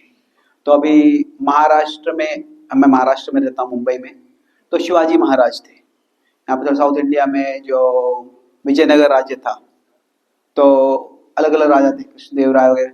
तो अभी क्या है, वो क्षत्रिय, वो एक तरह से उनका कर्तव्य है।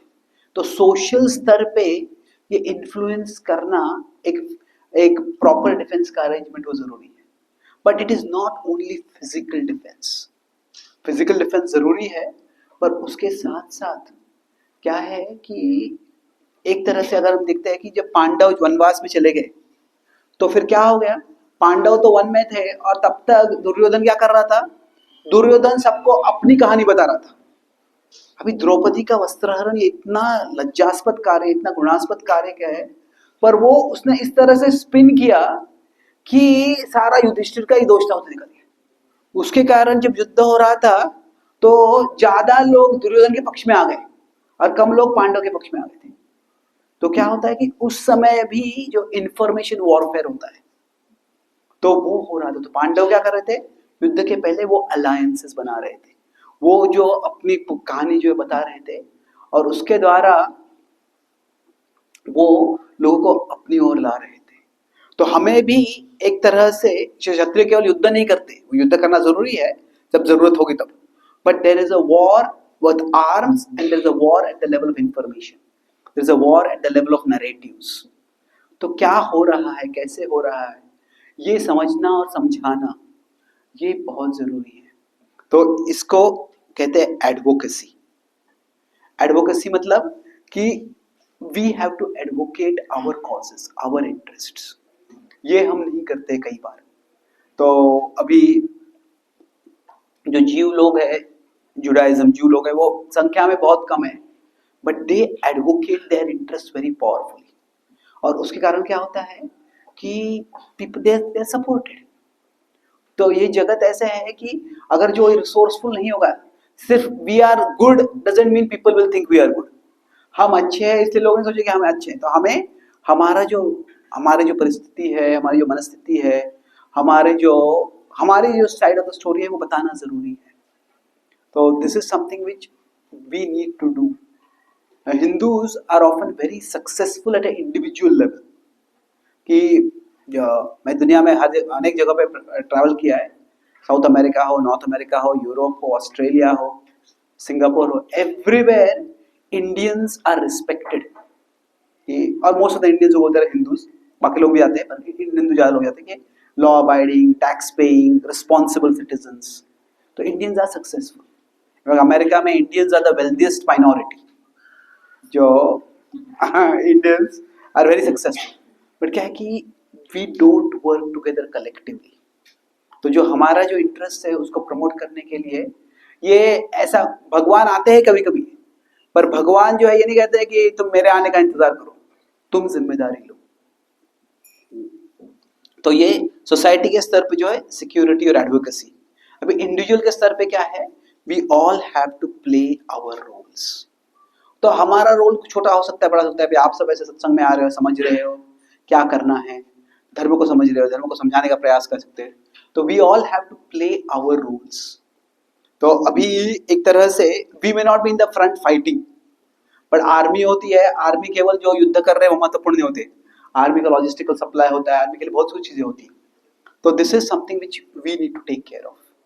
और आखिरी पॉइंट जो है, सबसे पहले हमें रिस्पॉन्सिबल होना है, रिसोर्सफुल होना है, और आखिरी चीज है कि वी नीड टू बी रेसिलिएंट। जो भगवान बताए रिस्पॉन्सिबल होना है, ये भगवान 11:33 में बताते हैं अर्जुन को कि तुम उठो और तुम्हारा अपना कर्तव्य करो। और फिर जो रिसोर्सफुल है उसमें कहते हैं तुम एक बहुत अच्छे धनुर्विद्या में निपुण हो तो तुम उसका इस्तेमाल करो।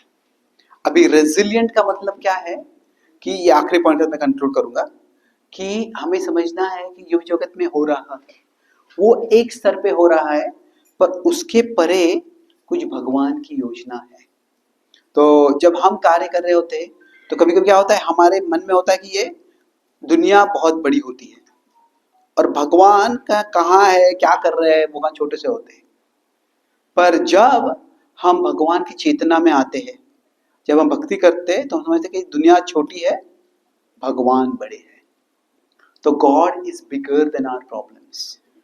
तो जब हम इस तरह से रेजिलिएंट होना है, समस्याएं आती है पर समस्या जगत में आएगी, समस्याएं जाएगी, पर भगवान हमेशा हमारे साथ है। तो जब हमें विश्वास रहेगा तो शायद दुनिया हमें नीचे गिराएगी पर हम वापस उठ सकते हैं। जब अभिमन्यु का वध हो गया, अर्जुन एक तरह से उद्ध्वस्त हो गए थे, पर अर्जुन रोज अगेन, पुनः उठ गए। क्यों? क्योंकि for him God was the bigger reality, God's plan was the bigger plan. तो अभी जब भगवान का प्लान है, भगवान का जो योजना है, जो हमने श्लोक पढ़ा वो शरणागति के बारे में था। तो भगवान की जो योजना है, अगर मान लीजिए भगवान ऊपर है तो भगवान की योजना के साथ कुछ चीजें हमारे साथ होती है, पर भगवान भी चाहते हैं कि हम कुछ चीजें करें। तो इसीलिए जो शरणागति है ये दोनों होती है। तो अभी शरणागति का एक लक्षण है कि जैसे द्रौपदी अपने हाथ उठा लेती है, जब कुछ भी उनके नियंत्रण में नहीं है द्रौपदी अपना हाथ उठा के शरणागत होती है। अभी भगवान अर्जुन को कहते हैं तुम भी शरणागत हो जाओ, सर्वधर्मान परित्यज्य मामेकम शरणम व्रज। पर जो अर्जुन की शरणागति है वो अर्जुन अपने हाथ नहीं उठा रहे, अर्जुन अपना धनुष्य उठा रहे हैं। तो जब हमारे नियंत्रण में कुछ करने के लिए है तो जो हमारी जिम्मेदारी है वह हमें करना जरूरी है। तो रेजिलिएंट मतलब कुछ समय ऐसे हो सकता है हम कुछ भी नहीं कर सकते, तो at that time we accept. So surrender जो होता है, सरेंडर, कभी कभी ऐसी परिस्थिति होती है एक्सेप्ट व्हाट हैज हैपेंड, जो हुआ उसको एक्सेप्ट गॉड्स विल। अभिमन्यु का वध है, जो हुआ हो गया अभी। बट दूसरा है accept the responsibility to do God's will, कि भगवान चाहते कि मैं कुछ करूं, तो जो मुझे करना है वह करने के लिए मुझे जिम्मेदार बनना है, मुझे तत्पर बनना है।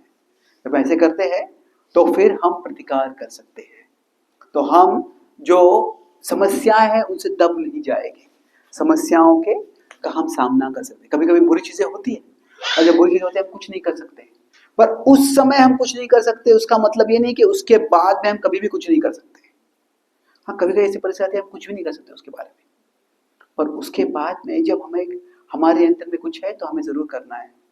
कुछ लोग बीमार हो जाते हैं तो क्या होता है, दे बिकम सिक, और वो हमेशा कंप्लेन करते रहते, they make other sick of them. ठीक है, अभी बीमारी हो गई है, मैं कुछ नहीं कर सकता, पर जितना मैं अच्छी तरह से बर्ताव कर सकता हूँ बर्ताव करने का प्रयास करूंगा। I try to be kind to others, try to be helpful to others. तो इस तरह से we can work in our life, और ऐसे करेंगे तो eventually we will find that God's plan is always working. It will take us to a better place. तो अभी इतिहास में अनेक सिविलाइजेशंस है, अनेक कल्चर्स है, वो कुछ अनेक जो है उनका विनाश हो गया है। जो हिंदू धर्म है, सनातन धर्म जो है, वो उसमें इतने सारे आक्रमण आए हैं, इतने सारे लोगों ने विध्वंस करने का प्रयास किया, फिर भी वो अभी तक जीवित है। यही एक तरह से एक हिस्टोरिकल मिरेकल है। तो ये this is the resilience, because God is the bigger reality. God's plan is always working. मच्चित्तः सर्वदुर्गाणि मत प्रसादात् तरिष्यसि। भगवान कहते हैं कि अगर आप मेरी चेतना में रहोगे तो आप जो भी समस्या है उनके परे आप जरूर चले जाओगे। तो सारांश में I'll summarize what we discussed. 3 points पे मैंने चर्चा की। सबसे पहला देखा मैंने कि गीता's फिलॉसफी का उद्देश्य क्या है, कि हम जो चीज समझ नहीं पाते हैं वो समझे, make sense of things that don't make sense. जब हमें कुछ समझ में नहीं आता है तो क्या करें। गीता का परिणाम क्या हुआ है, अर्जुन को एक तरह से अंतरंग से कॉन्फिडेंस आ गया है, बाहर से कॉम्पिटेंस आ गया है। जो परिस्थिति है, कॉन्फिडेंस क्या है कि जो भी हो रहा है ये भगवान की योजना ही है अभी, तो उसमें मेरी जो भूमिका है वो मैं करूंगा। तो दूसरा पॉइंट हम देखा कि कॉज, कोई कॉज ऑफ एडवर्सिटी, कुछ विपत्ति आई है हमारे जीवन में तो उसका कारण क्या है। हर एक चीज का हम अनेक कारण देख सकते हैं, तो हमें देखना है कि कौन सा कारण एक्शनेबल है, कि कौन से कारण के बारे में कुछ कर सकता हूं मैं देखा कि अगर लॉस आया है मेरे जीवन में तो कोई सोचता है कि आई एम ए लूजर, तो ये क्या है, ये डिस्ट्रक्टिव विचारधारा है, तो उससे हम कुछ नहीं कर पाएंगे। तो फिर आखिरी पार्ट में देखा कि सॉल्यूशन टू एडवर्सिटी, उसमें 3 चीजें देखे कैसे। सबसे पहले हमें रिस्पॉन्सिबल होना है। रिस्पॉन्सिबल मतलब कि हम हमारा रिस्पॉन्स चूज कर सकते हैं। तो क्या रिस्पॉन्स है, हमने देखा कि राम ने जब एग्जाइल हुआ था, उनको वनवास में गया तो एक रिस्पॉन्स चूज किया, तो स्वीकार किया। पर जब सीता का अपहरण हुआ तो उन्होंने अलग रिस्पॉन्स चूज किया। तो हमें रिस्पॉन्सिबल होना है, मतलब अभी इस परिस्थिति में विच action will make things better, वह देखना है। तो ये पहला पॉइंट था। दूसरा पॉइंट क्या था, रिसोर्सफुल। ठीक है, अभी मैंने सही क्या कर, मुझे चीजों को अच्छा करना है, तो उसके लिए अभी मेरे पास क्या सामग्री है, उसके बारे में क्या सुविधा है। तो वो जब हम रिसोर्सफुल होते हैं तो हमने देखा धर्म का क्या 2 अर्थ है, एक है व्यक्तिगत स्तर पे मैं क्या कर सकता हूं, और एक सामाजिक स्तर पे मैं क्या कर सकता हूं। तो व्यक्तिगत स्तर पे हम देखा कि अधिकांश लोग रिस्पॉन्सिबल होते हैं, पर क्या है सोशल स्तर पे भी हमें रिस्पॉन्सिबल बनना है कि मुझे क्या कर सकता हूं मैं इससे? रिसोर्सफुल तो क्या है कि हम हमारा खुद का धन संपत्ति बढ़ा सकते हैं, हम खुद का पोजीशन बढ़ा सकते हैं, वो सब अच्छा है, बट हमें सोशल स्तर पर रिसोर्सफुल बनना है। जो भी जरूरी है सोशल स्तर पे मैं देखा कैसे कि हमें जो है, एक है एडवोकेसी कि जो इंफॉर्मेशन वॉर होता है उसको, और फिर सिक्योरिटी जो क्षत्रिय करते हैं, और आखिरी चीज क्या था? रेजिलियंट। रेजिलियंट मतलब हमें जो भी चीज हो रही है हमें याद रखना है कि ये चीज बहुत बड़ी हो सकती है पर भगवान उससे बड़े हैं, और कभी कभी ऐसे हो सकता है कि हम कुछ नहीं कर सकते हैं, तो वी एक्सेप्ट ये जो हो रहा है। Sometimes we accept God's will जो हो गया, और sometimes we accept our responsibility to do God's will, कि जो इस परिस्थिति को ठीक करने के लिए मैं कर सकता हूं वो मैं कैसे। जो द्रौपदी की एक शरणागति थी हाथ ऊपर उठा लो, अर्जुन की शरणागति थी धनुष्य ऊपर उठा लो। तो इस तरह से दुनिया में बहुत समस्या आती है, पर greater than the world's power to hurt is God's power to heal. दुनिया अलग अलग तरह से हमें दुख दे सकती है, but the world's power to hurt, ये काफी अनेक तरह से दुख सकती है, दुनिया हमें दुख दे सकती है, but greater than that is God's power to heal. तो अर्जुन ये जो है भगवान की ओर अपने केंद्र रखते हैं, इसीलिए वो समस्याओं के परे जाने में सक्षम होते हैं। बहुत बहुत धन्यवाद। हरे कृष्णा। किसी का कोई सवाल है ना? तो क्लास वाज लॉन्ग, तो ज्यादा सवाल नहीं लेंगे हम, एक आध दो सवाल किसी का है? Yes, sir.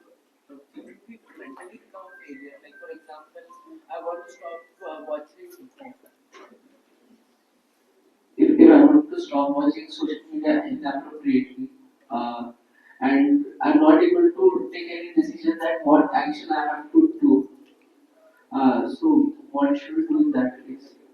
तो अगर हमारे कुछ ऐसे बर्ताव है, सोशल मीडिया ज़्यादा हम नहीं ज़्यादा देख रहे हैं, तो साधारणतः क्या है, भगवान बोलते हैं दो चीज़ें 6:35 में बोलते हैं, अभ्यास और वैराग्य। अभ्यास मतलब क्या? कि जो सकारात्मक अभ्यास को इंग्लिश में बोल सकते हैं बॉन्ड्स, और वैराग्य को बोल सकते हैं बाउंड्रीज।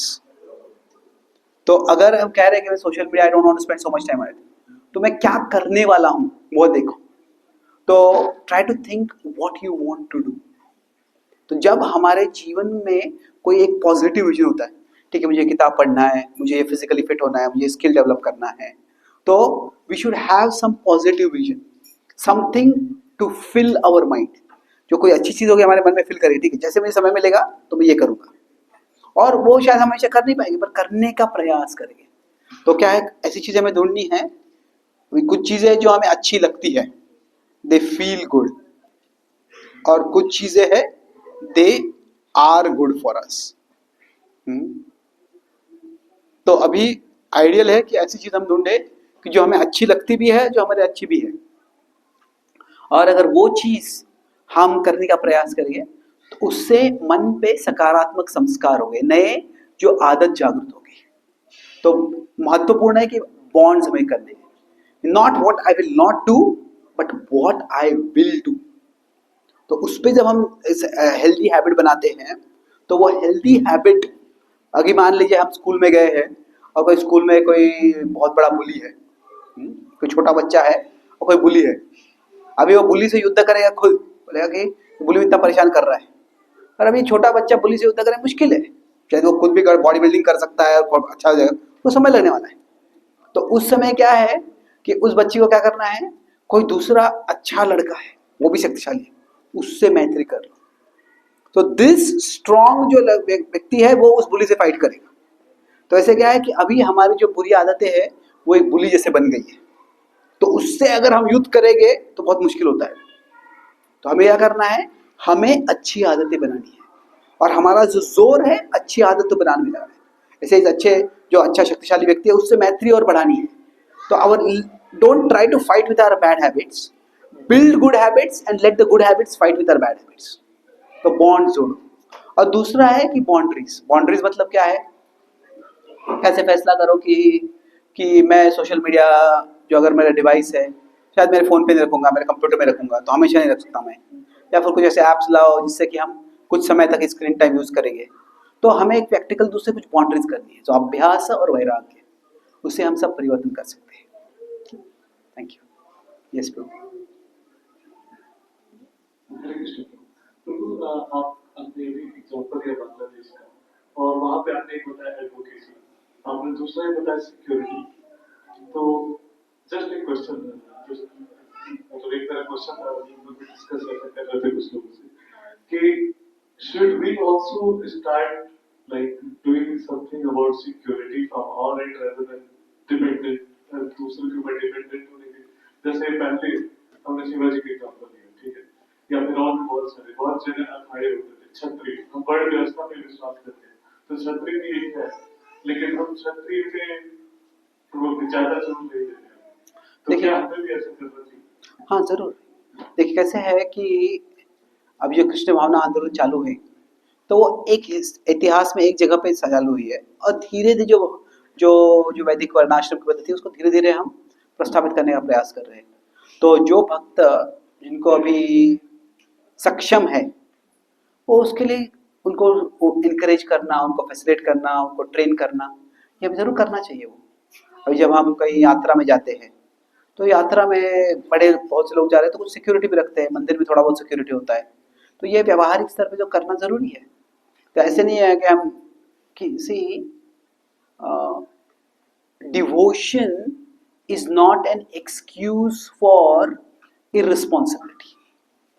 कि एक भौतिक स्तर से भी देखिएगा, अगर किसी कहीं बहुत से लोग आ रहे हैं, वहां पे कुछ अच्छे मंदिर में है, मंदिर में कुछ संपत्ति है, या कुछ अभी कुछ ऐसी चीज है जहाँ पे खतरा है, तो हमें खतरे का सामना करने की तैयारी करना चाहिए। सो यस, सबको करने की जरूरत नहीं है, बट सबको कुछ अरेंजमेंट होना जरूरी है। तो क्या अरेंजमेंट होगा वो डिसाइड करना है। तो अभी हमारे एक भक्त है जो दिल्ली में इंडियन गवर्नमेंट से काफ़ी क्लोज है, तो एक अभी इंडियन गवर्नमेंट जो है, भारतीय गवर्नमेंट बांग्लादेश में प्रेशर कर रहा है कि अभी कैसे होता है कि अभी अगर आप अमेरिका जाते हैं, तो अमेरिका में हर शहर में एक चाइना टाउन नाम का जगह होता है, ऑल चाइनीज लोग जो है साथ एक जगह पे रहते हैं, तो सब नहीं पर अधिकांश लोग। तो वैसे वो क्या कह रहे हैं कि अभी भविष्य में भी ऐसे हो सकता है बांग्लादेश में, तो Hindu should live together in one locality. कुछ हद तक रहते हैं वैसे, पर हमेशा नहीं रहते हैं वो। तो कुछ हमें इस तरह से, अगर we are the minority, we have to make some practical arrangement. तो अभी मैं न्यूयॉर्क में जाता हूँ, तो न्यूयॉर्क में एक जगह है जहाँ पे जूस अधिकांश लोग वहाँ पे रहते हैं, वो अलग जगह पे रहते हैं, पर that area is known as a Jew locality. तो वहाँ पे अगर आप टारगेट या वॉलमार्ट में जाएंगे, तो वहाँ पे सब जो फूड ग्रोसरी वगैरह होता है, वो उसको क्या कहते हैं, कॉशर होता है वो। तो वो सोसाइटी में एरिया नहीं होती उस तरह से वो। तो I think that is something practical we can do, definitely it's required. Yes माता जी।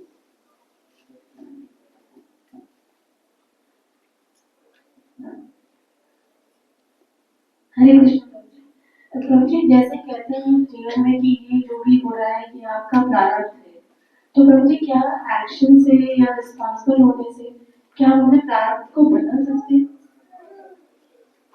बड़ा सवाल है ये।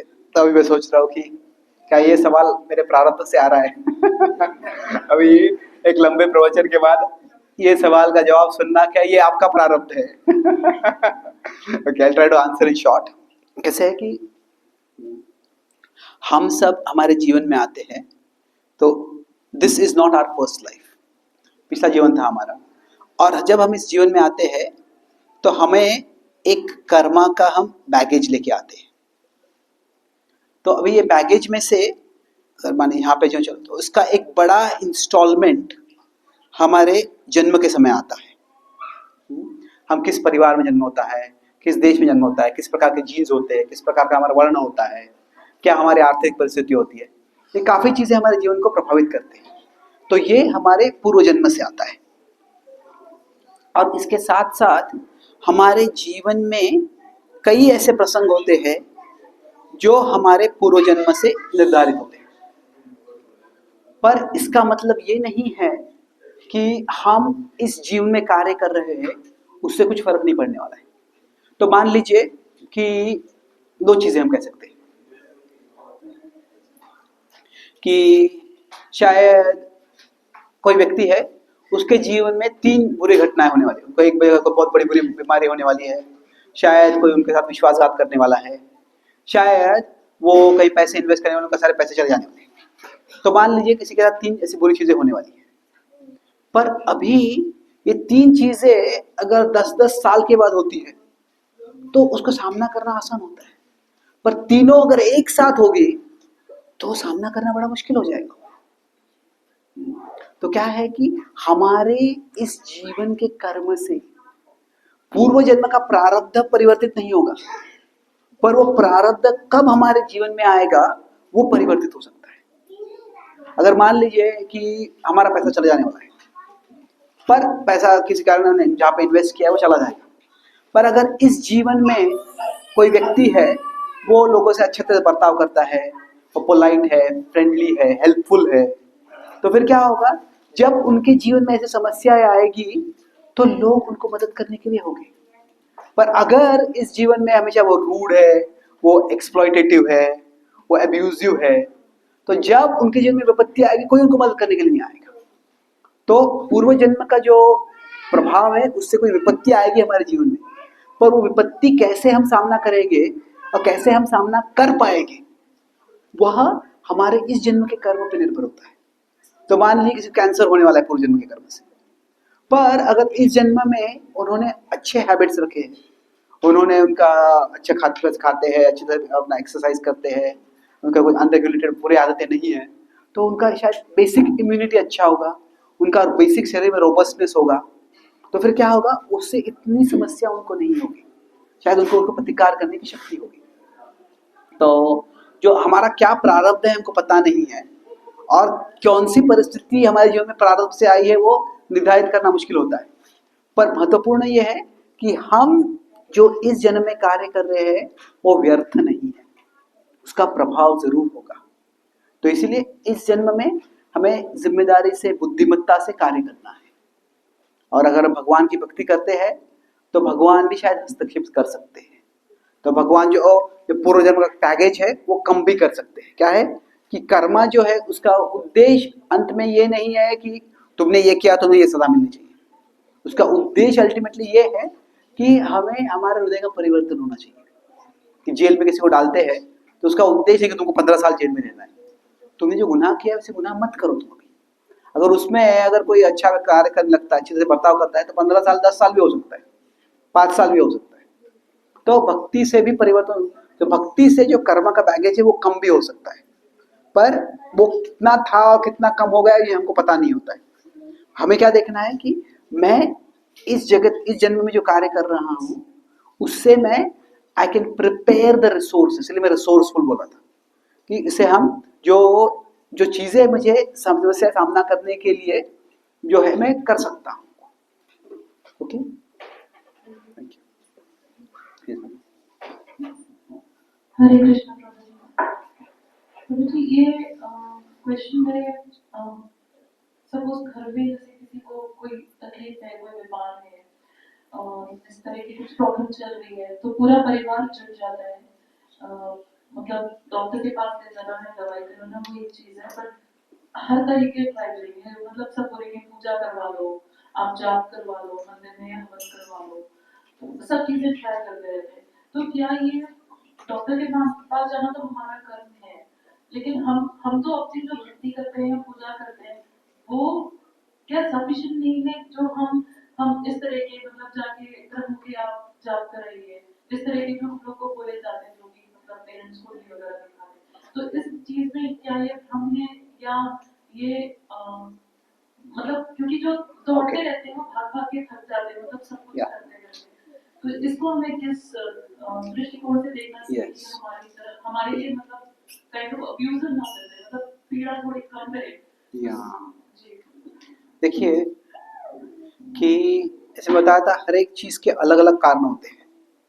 तो मान लीजिए अभी किसी को बीमारी हो गई है, तो अभी कोविड चल रहा था तो किसी को कोविड हो गया, तो हम देख सकते हैं कि किसी को मलेरिया हो जाता है, तो अभी एक घर में 4 लोग हैं, एक व्यक्ति को मलेरिया होता है, बाकी को नहीं होता है, तो अभी कह सकते हैं वही मच्छर था, वो व्यक्ति इसी व्यक्ति को काटा उसने, या वो कह सकते हैं सबको काटा पर इसी व्यक्ति को मलेरिया हो गया, शायद इस व्यक्ति का इम्यूनिटी कम था, वो हो सकता है, पर किसी और का व्यक्ति का इम्यूनिटी और कम हो सकता है, फिर भी उनको नहीं होता है मलेरिया। तो क्या होता है कि जो इमीडिएट कॉज है वो that may be necessary but it may not be sufficient to explain that. हाँ, मलेरिया किसी जंतु के कारण हुआ है, किसी मच्छर के काटने के कारण हुआ है, वो एक एक्सप्लेनेशन है, but it may not be the complete explanation. क्योंकि फिर उसी व्यक्ति को क्यों हुआ, वो मच्छर ने इस व्यक्ति को जाके काटा, उस व्यक्ति को क्यों नहीं काटा, सोच सकते हैं ऐसे। या वो किसी ने मच्छर को काटा, उसने एक व्यक्ति को, उस व्यक्ति ने उसको मार डाला, पर वो तभी उसको वो कट गया, वो किसी और को जाके काट सकता था तो उसको मारा जा सकता था। हम ये जो है कि हर कारण, हर प्रसंग के अलग अलग कारण होते हैं, तो हमें जिन स्तरों पे हम उसका प्रतिकार कर सकते हैं हमें करना है। तो मान लीजिए किसी को बीमारी हो गई, व्यावहारिक स्तर पे डॉक्टर के पास जाते हैं, ये डॉक्टर से कुछ हल नहीं मिलता तो दूसरे डॉक्टर के पास जाते हैं, तीसरे डॉक्टर के पास जाते हैं, अगर पूरे एलोपैथी से कुछ नहीं होता तो आयुर्वेदा में जाते हैं, फिर नेचुरोपैथी में जाते हैं। तो एक तरह से एक व्यवहारिक स्तर पे प्रयास करना, यह भी हमारे कर्तव्य का ही भाग होता है। और ऐसा कह सकते हैं कि वो जो प्रतिकार करने के लिए प्रयास है, उसमें जो असुविधा है, उसमें जो समस्या है, वह भी हमारे प्रारब्ध कर्म से आ रहा है, ऐसे कह सकते हैं। क्योंकि जब हम एक फैमिली परिवार में रह रहे, एक सोसाइटी में रह रहे, तो क्या होता है, वी शेयर आवर कर्म। फिलोसॉफिकल स्तर पे नहीं हो रहा होगा वो, पर किसी एक को असुविधा होती है, किसी एक को समस्या आती है, तो बाकी का जीवन में थोड़ा उद्ध्वस्त हो जाता है वो। तो वो एक तरह से हमारा सेवा भाव रख के हम कर्तव्य के रूप में करते हैं। तो अभी कैसे है कि when there is a problem, तो इसको हम एक मटीरियल कॉज, इसको एक विजिबल मटीरियल कॉज के रूप में देख सकते हैं। ये एक है, और सबसे बड़ा सर्कल जो है ये डिवाइन कॉज, जिसे हम भक्ति कर रहे हैं, और भगवान की जब कृपा होगी तो भगवान शायद हस्तक्षेप करके इसका अंत कर देंगे। तो अभी इसके बीच में you can say there are invisible material causes, जो पूर्व ग्रह का कुछ हो सकता है, ये हो सकता है, वो हो सकता है। अभी ये ग्रह जो कहते हैं, मंगल है तुम्हारे जीवन में, शनि है तुम्हारे जीवन में, मंगल और शनि वास्तव में वो दुख नहीं दे रहे। वो मंगल और शनि जो है हमारे ही पूर्व कर्म के निमित्त होते हैं, और उनका वो जो जिस परिस्थिति में होते हैं उससे मतलब क्या है कि हमारे पूर्व जन्म के कारण उस समय हम एक नकारात्मक फेज में जा रहे हैं, ऐसे होता है। तो अभी उसका उस स्तर पे प्रतिकार करना है, कितना करना है, कितना नहीं करना है, ये हर व्यक्ति के मनोवृत्ति पर है। तो अगर किसी को लगता है मुझे करना ही है तो कर दो, उनको ये मत करो बोलना जरूरी नहीं है। क्योंकि क्या है कि कुछ हद तक किसी व्यक्ति को किसी चीज में बहुत श्रद्धा होती है, जैसे मेडिसिन में भी कहते हैं प्लेसिबो इफेक्ट कहते हैं।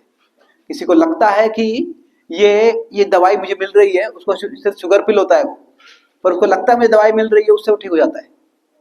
तो कभी किसी, शायद वो पूजा से कुछ नहीं होने वाला है, पर उसको लगता है कि मुझे पूजा करेगी तो ठीक हो जाएगा, तो क्योंकि उसके मन में उस पर वो बहुत बड़ा उसका प्रभाव है, तो शायद वो करने से उसको कुछ फल मिल सकता है। तो ये जो इंटरमीडिएट लेवल पे कॉजेज है, वो उसको कितना करना है वो व्यक्ति की मनोवृत्ति पर है। अगर कोई करना चाहता है तो कर सकते हैं, पर करना जरूरी नहीं है वो। और वो करेंगे तो क्या करना है, क्या नहीं करना है। कुछ लोग बोलते हैं हमारे घर में समस्या आ रही है, कुछ संबंध अच्छे, तो क्या है, वास्तु से घर को नया कर दो, अभी ये कर दो, ये दीवार तोड़ दो, यहाँ पे दरवाजा बना दो, यहाँ पे खिड़की बना दो। तो क्या ये जरूरी है? क्या ऐसे है कि वास्तु करने से घर में कभी संघर्ष नहीं आएगा? दुनिया के इतिहास में कोई कहेगा कितने सारे घर बने हुए हैं, कितने अधिकांश लोग वास्तु से नहीं बने होते। तो पहले जो थे लोगों में क्या घर टूट रहे थे। तो हर व्यक्ति अपने अपने श्रद्धा के अनुसार तर्क कर सकता है। तो हियर जो इंटरमीडिएट लेवल है वो अपने अपने मनोवृत्ति या श्रद्धा के अनुसार वो व्यक्ति को फैसला करना है तो कहिए, we don't have to stop them, so we don't have to campaign against them, we don't have to campaign for them. कोई चाहता है ये करे, उससे कुछ होगा फल तो करने दो। बट हमें क्या है कि हमें व्यवहारिक स्तर पे कार्य छोड़ना नहीं है, कोई दवाई है दवाई छोड़ना नहीं है, भक्ति हमें छोड़नी नहीं है। इंटरमीडिएट जो इतना करना है वो कर सकते हैं। ओके, थैंक यू, बहुत बहुत धन्यवाद। श्रीमद् भगवत गीता की, श्री कृष्ण भगवान की, श्रील प्रभुपाद की, गौर भक्त वृंद की जय, गौर प्रेमानंदे।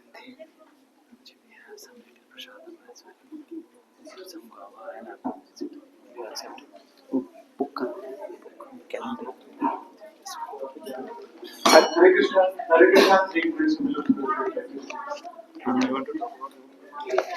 similar to the हरे कृष्ण, जैसे परिचय में बताया गया था कि मैंने कुछ ग्रंथ लिखे हुए हैं, तो मैं यहाँ पे लाया था ग्रंथ, अधिकांश लोग से खत्म हो गए। तो ये कैलेंडर है, 366 quotes inspired by the Bhagavad Gita, जो बता रहा था अभी कि greater than the world's power to hurt is God's power to heal. तो ऐसे कोट है कि hold our plans lightly, hold our lord tightly. ये 1873 के आधार पर इंस्पायर्ड है ये। Those who can't face books seek shelter in Facebook. ये जो this is inspired by 1616 the Bhagavad Gita. सो अलग अलग ऐसे गीता के श्लोकों का आधार पर कुछ थॉट्स बनाए हैं। तो जो अगर आपको चाहिए कैलेंडर तो आप यहाँ पे हमको बता सकते हैं। अभी एक ही कॉपी है हमारे पास, but we are ordering it. किसी को चाहिए होगा तो you just let us know and you will take it. बहुत बहुत धन्यवाद, thank you. Hare Krishna. Many thanks to Chaitanya Charan Prabhu for giving us such a great and enlightening session. So, three big Hari Bols for Chaitanya Charan Prabhu.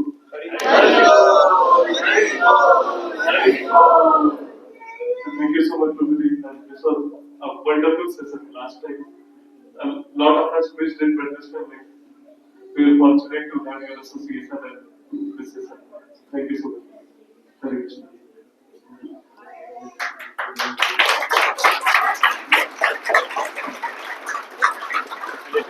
At the end, we also have warm water if you need. I'm doing a recording on my mobile device. It is not giving me any message.